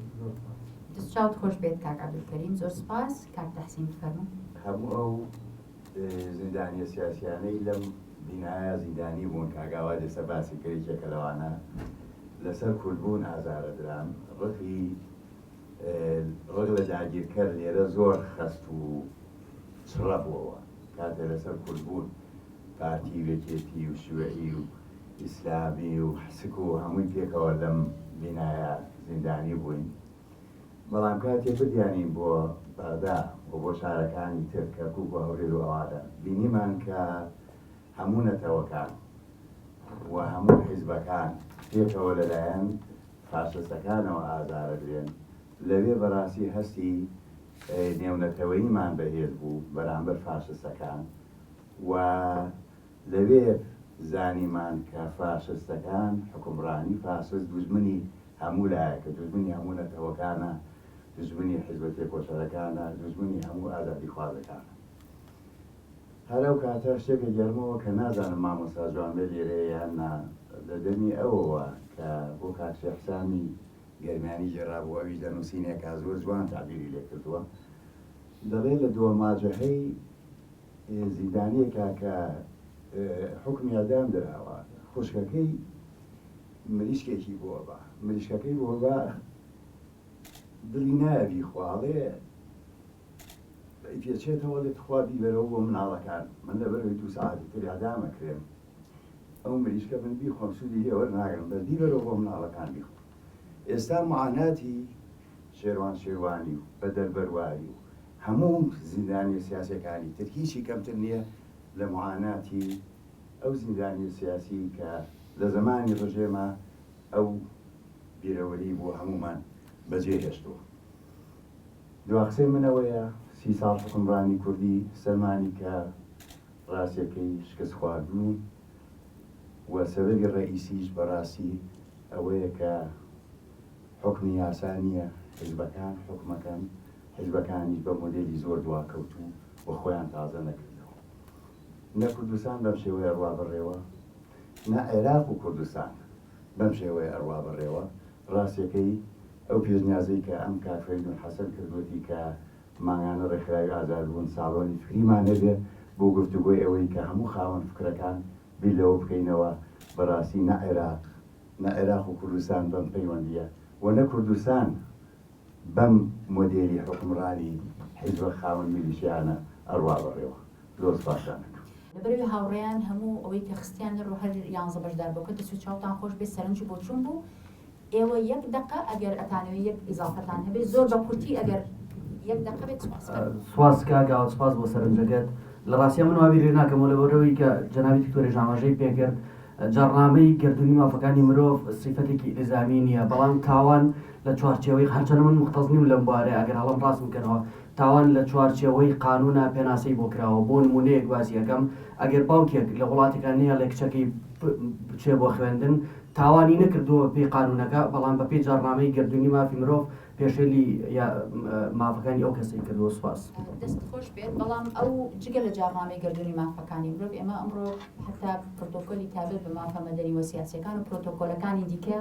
ئەوانەی کە واژب کراون بەشێکیان سیفەتی ئیلزامیان هەیە و ئەبێ ڕنگدانەوەیان هەبێت دەستان خۆش وەڵام من دوو سەرنجی بچکۆلە ئەم لەسەر قسەکانی کوێستان خان شتێکی زۆر جوانی وروژان هەرچەند متەفقین بەیەکەوە بەڵام لەسەر هۆکاری ئەوەی بۆچی ئێمە تا 2014 و 15 حکوومەت ئاوا مەسەڵەن کراوەتر بوو لەگەڵ ڕێکخراوەکانە پەرلەمان هۆکارەکان مۆزوع یۆنامی نییە کوێستان خان و بەڕێزان ڕەنگە عیلاقی بۆ دۆخەوە هەبێت کە لە هەرێمی کوردستان لەو کاتە هەبووە بەڵام وەکو باسم کرد یعنی جارێکی تر ڕووی ڕاستەقینەی دەسەڵات لە کاتی ئەزمەیە دەرەکەوێت یعنی کە داعشیەت و کە کۆرۆنایەت و کە پێشتر 1001 شتی تر هەبوو نازانم شانسی ئەمانەیان نەکبەتی ئەمەیە من ئەوە بە هۆکارە بین یعنی ڕۆ ڕاستەقینەکە لە کاتی ئەزمەکەیە دەرەکەوێت کە تۆ چەند خەمخۆری ئەم بوارانەی لەسەر وتەی کاگیادگاریش وتی یەک دۆسیە حکم دراوە یەک معلومەی زۆر وەکۆڵێت دەقیقترتان پێ بم با ئەوە شتەکە یعنی وەکۆڵێت زۆر غەدر نەکەم لەو بابەتەیە یەک دۆسیە حکومیدیا دەرچووە بە لەسەروی 4 کەس 3 کەس پۆلیسن بە پلەی ملازمن ئەشکەنجی کەسێکیان ناوە لە شوێنێک ناوی نابم محکەمە حکومیە بە 6 مانگ ئیقابی تەنفیزی کرد بەڵام خۆشبەختانە دادگای پێداچوونەوە تەمەنە باسی 2007 ئەکەم بڕیاریە ئەو بڕیارە هەڵوەشێنێتەوە وتی قابلی ئیقافی تەنفیز نییە یعنی تێبارە بێ بچنە ناو زیندانە و ئەو وەختی خۆیان بەسەر بەرن مع العلم لە 2007 تا ئێستا لەسەر ئەم نقطەیە تا ئێستا دادگای تاوانەکان ئەم بابەتی یەکلای نەکردوکەوە لە ڕووی قانونیەوە زۆر شت هەڵەگرم من کاتیەوە نییە شەرحیکەم و دەستان خۆش زۆر سپاس هاوڕێیانم کاک بۆتان کاک کارزان زۆر سپاس بۆ بەشداری و گفتوگۆکانی ئێوە و زۆر سپاسی ئێوە کەم هاوڕێیان یەک بە یەک خۆشحاڵم بەوەی کە ئەمڕۆ بەگوێگرتن لە یەک بەشدار بووین بە ئومێدم بۆ لەمە دووە هەنگاوی نوێمان ئەوە بێکەبیر لە گۆڕانکاریکردن لە میکانیزمەکانمان و دەواازەکردنەوەی زیاتر بۆ دیالۆگ لە نێوانمان بۆ گەشتنە چارەسەر و کاریگەری زیاتر لە ڕێگەی کارەکانمانەوە سپاس و پێزانینی زۆرم هەیە هەموو لایەکتان بەخێراتن بەر لەوەی کە بڕۆنەوە کۆفی برێکێکەیە هاوڕێیانمان ئێستا ڕێنوێنیتانەکەن بۆ شوێنەکە هەموو لایەکتان بەخێر بێن زۆر خۆشحاڵ بووین